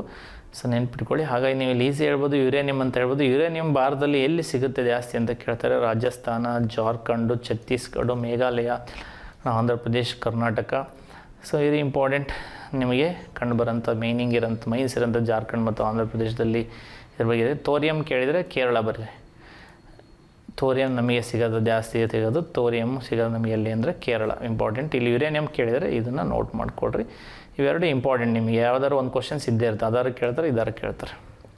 ಜಗತ್ತಿನ ಅತಿ ಉದ್ದವಾದ ನದಿ ಯಾವುದಂತ ಕೇಳಿದರೆ ಜಗತ್ತಿನಲ್ಲೇ ಅತಿ ಉದ್ದವಾದ ನದಿ so Nile, Thames, Ganga, Mississippi ಅಂತ ಕೇಳಿದರೆ. ಸೊ ಜಗತ್ತಿನಲ್ಲೇ ಅತ್ಯಂತ ಉದ್ದವಾದಂಥ ನದಿ ಸೊ ನೈಲ್ ನದಿ ಆಗಿರುತ್ತೆ. ನೈಲ್ 6650 ಕಿಲೋಮೀಟರ್ ಹೊಂದಿದೆ. ಮೆಡಿಟೇರಿಯನ್ ಸಮುದ್ರವನ್ನು ಸೇರುತ್ತೆ. ಇದನ್ನು Blue Nile rivers, White Nile ಮತ್ತು ಅಟ್ಬೆರಾ ಅಂತೇಳಿ ಕರಿತೀವಿ. ಸೊ ಕಂಟ್ರೀಸ್ ಈಜಿಪ್ಟ್ ಮತ್ತು ಸುಡಾನ್ನಲ್ಲಿ ಹರಿಯುವಂಥದ್ದು. ಮತ್ತು ಸಿಟೀಸ್ಗಳು very important. So Cairo, Aswan, Giza, so Khartoum, Jinja, Juba ನಗರಗಳನ್ನು ಮತ್ತು ಪ್ರಪಂಚದ ಅತ್ಯಂತ ಉದ್ದವಾದ ನದಿ ಅಂತ ಕರಿತೀವಿ. ಭಾರತದ ಅತ್ಯಂತ ಉದ್ದವಾದ ನದಿ ಸೊ ಗಂಗಾ ನದಿ ಕರಿತೀವಿ. ಮಿಸಿಸಿಪಿ ಪಕ್ಷಿಪಾದಗಳ ನದಿ ಅಂತ ಕರೀತಾರೆ ಎಕ್ಸಾಮಲ್ಲಿ. ಪಕ್ಷಿಪಾದ ನದಿ ಅಂತ ಯಾವುದು ಕರೀತಾರೆ? ಮಿಸಿಸಿಪಿ ನದಿಯನ್ನು ಕರೀತಾರೆ. ಭಾರತದ ಅತಿ ಉದ್ದ ನದಿ ಯಾವುದು ಅಂದರೆ ಗಂಗಾ ನದಿ ಆಗಿರುತ್ತೆ. ಥೇಮ್ಸ್ ನದಿ ದಂಡೆ ಮೇಲೆ ಯಾವ ನಗರ ಕಂಡು ಬರುತ್ತೆ ಅಂತೆಲ್ಲ ಎಕ್ಸಾಮಲ್ಲಿ ನಿಮಗೆ ಕೇಳ್ತಾರೆ. ಈಜಿಪ್ಟ್ ಮತ್ತು ನೀವೆಲ್ಲ ಭಾಳ ಚೆನ್ನಾಗಿ ತಿಳ್ಕೊಳ್ಬೇಕಾಗತ್ತೆ. ಥೇಮ್ಸ್ ನದಿ ಬಗ್ಗೆನೂ ತಿಳ್ಕೊಬೇಕಾಗತ್ತೆ. ಸೊ ಧರ್ಮ ಜಲಾಶಯ ಯಾವಲ್ಲಿ ಕಂಡು ಬರುತ್ತೆ ಅಂತ ಕೇಳಿದರೆ ಧರ್ಮ ಜಲಾಶಯ ಕಂಡು ಬರೋಂಥದ್ದು ಯಾವ ಜಿಲ್ಲೆಯಲ್ಲಿ? ಸೊ ಉತ್ತರ ಕನ್ನಡ, ಹಾವೇರಿ, ಶಿವಮೊಗ್ಗ ಮತ್ತು ಧಾರವಾಡ ಅಂತ ಅಂತಾರೆ. ನೀವು 1997ಕ್ಕಿಂತ ಮುಂಚೆ ಧಾರವಾಡ ಬರಿಬೋದಿತ್ತು. ಈಗ ಧಾರವಾಡ ಡಿವೈಡ್ ಆಗಿರೋಂಥ ಒಂದು ಜಿಲ್ಲೆ ಇದೆ, ಅದನ್ನು ಬರಿಬೇಕಾಗಿದೆ. ಹಾವೇರಿ ಅಕ್ಕಿಹಾಲೂರು ಸಮೀಪ ಇರೋಂಥ ಕಂಚೇನಕಾಳೂರಲ್ಲಿ ಸಮೀಪ ಕಂಡು ಬರೋಂಥ ಒಂದು ಜಲಾಶಯ ಇರುತ್ತೆ. ಒಂದು ಸೊ ಮಿನಿಮಮ್ ಲೆವೆಲಿನ ಒಂದು ಜಲಪಾತ ಆಗಿರುತ್ತೆ ಅಷ್ಟೇ. ಮಳೆಗಾಲದಲ್ಲಿ ನಿಮಗೆ ಮಾತ್ರ ಇದು ಒಂದು ಒಡ್ಡಿನ ರೂಪದಲ್ಲಿ ಜಲ ಹರಿಯುತ್ತೆ, ಅಲ್ಲಿ ಹೋಗ್ಬೋದು ನೀವು.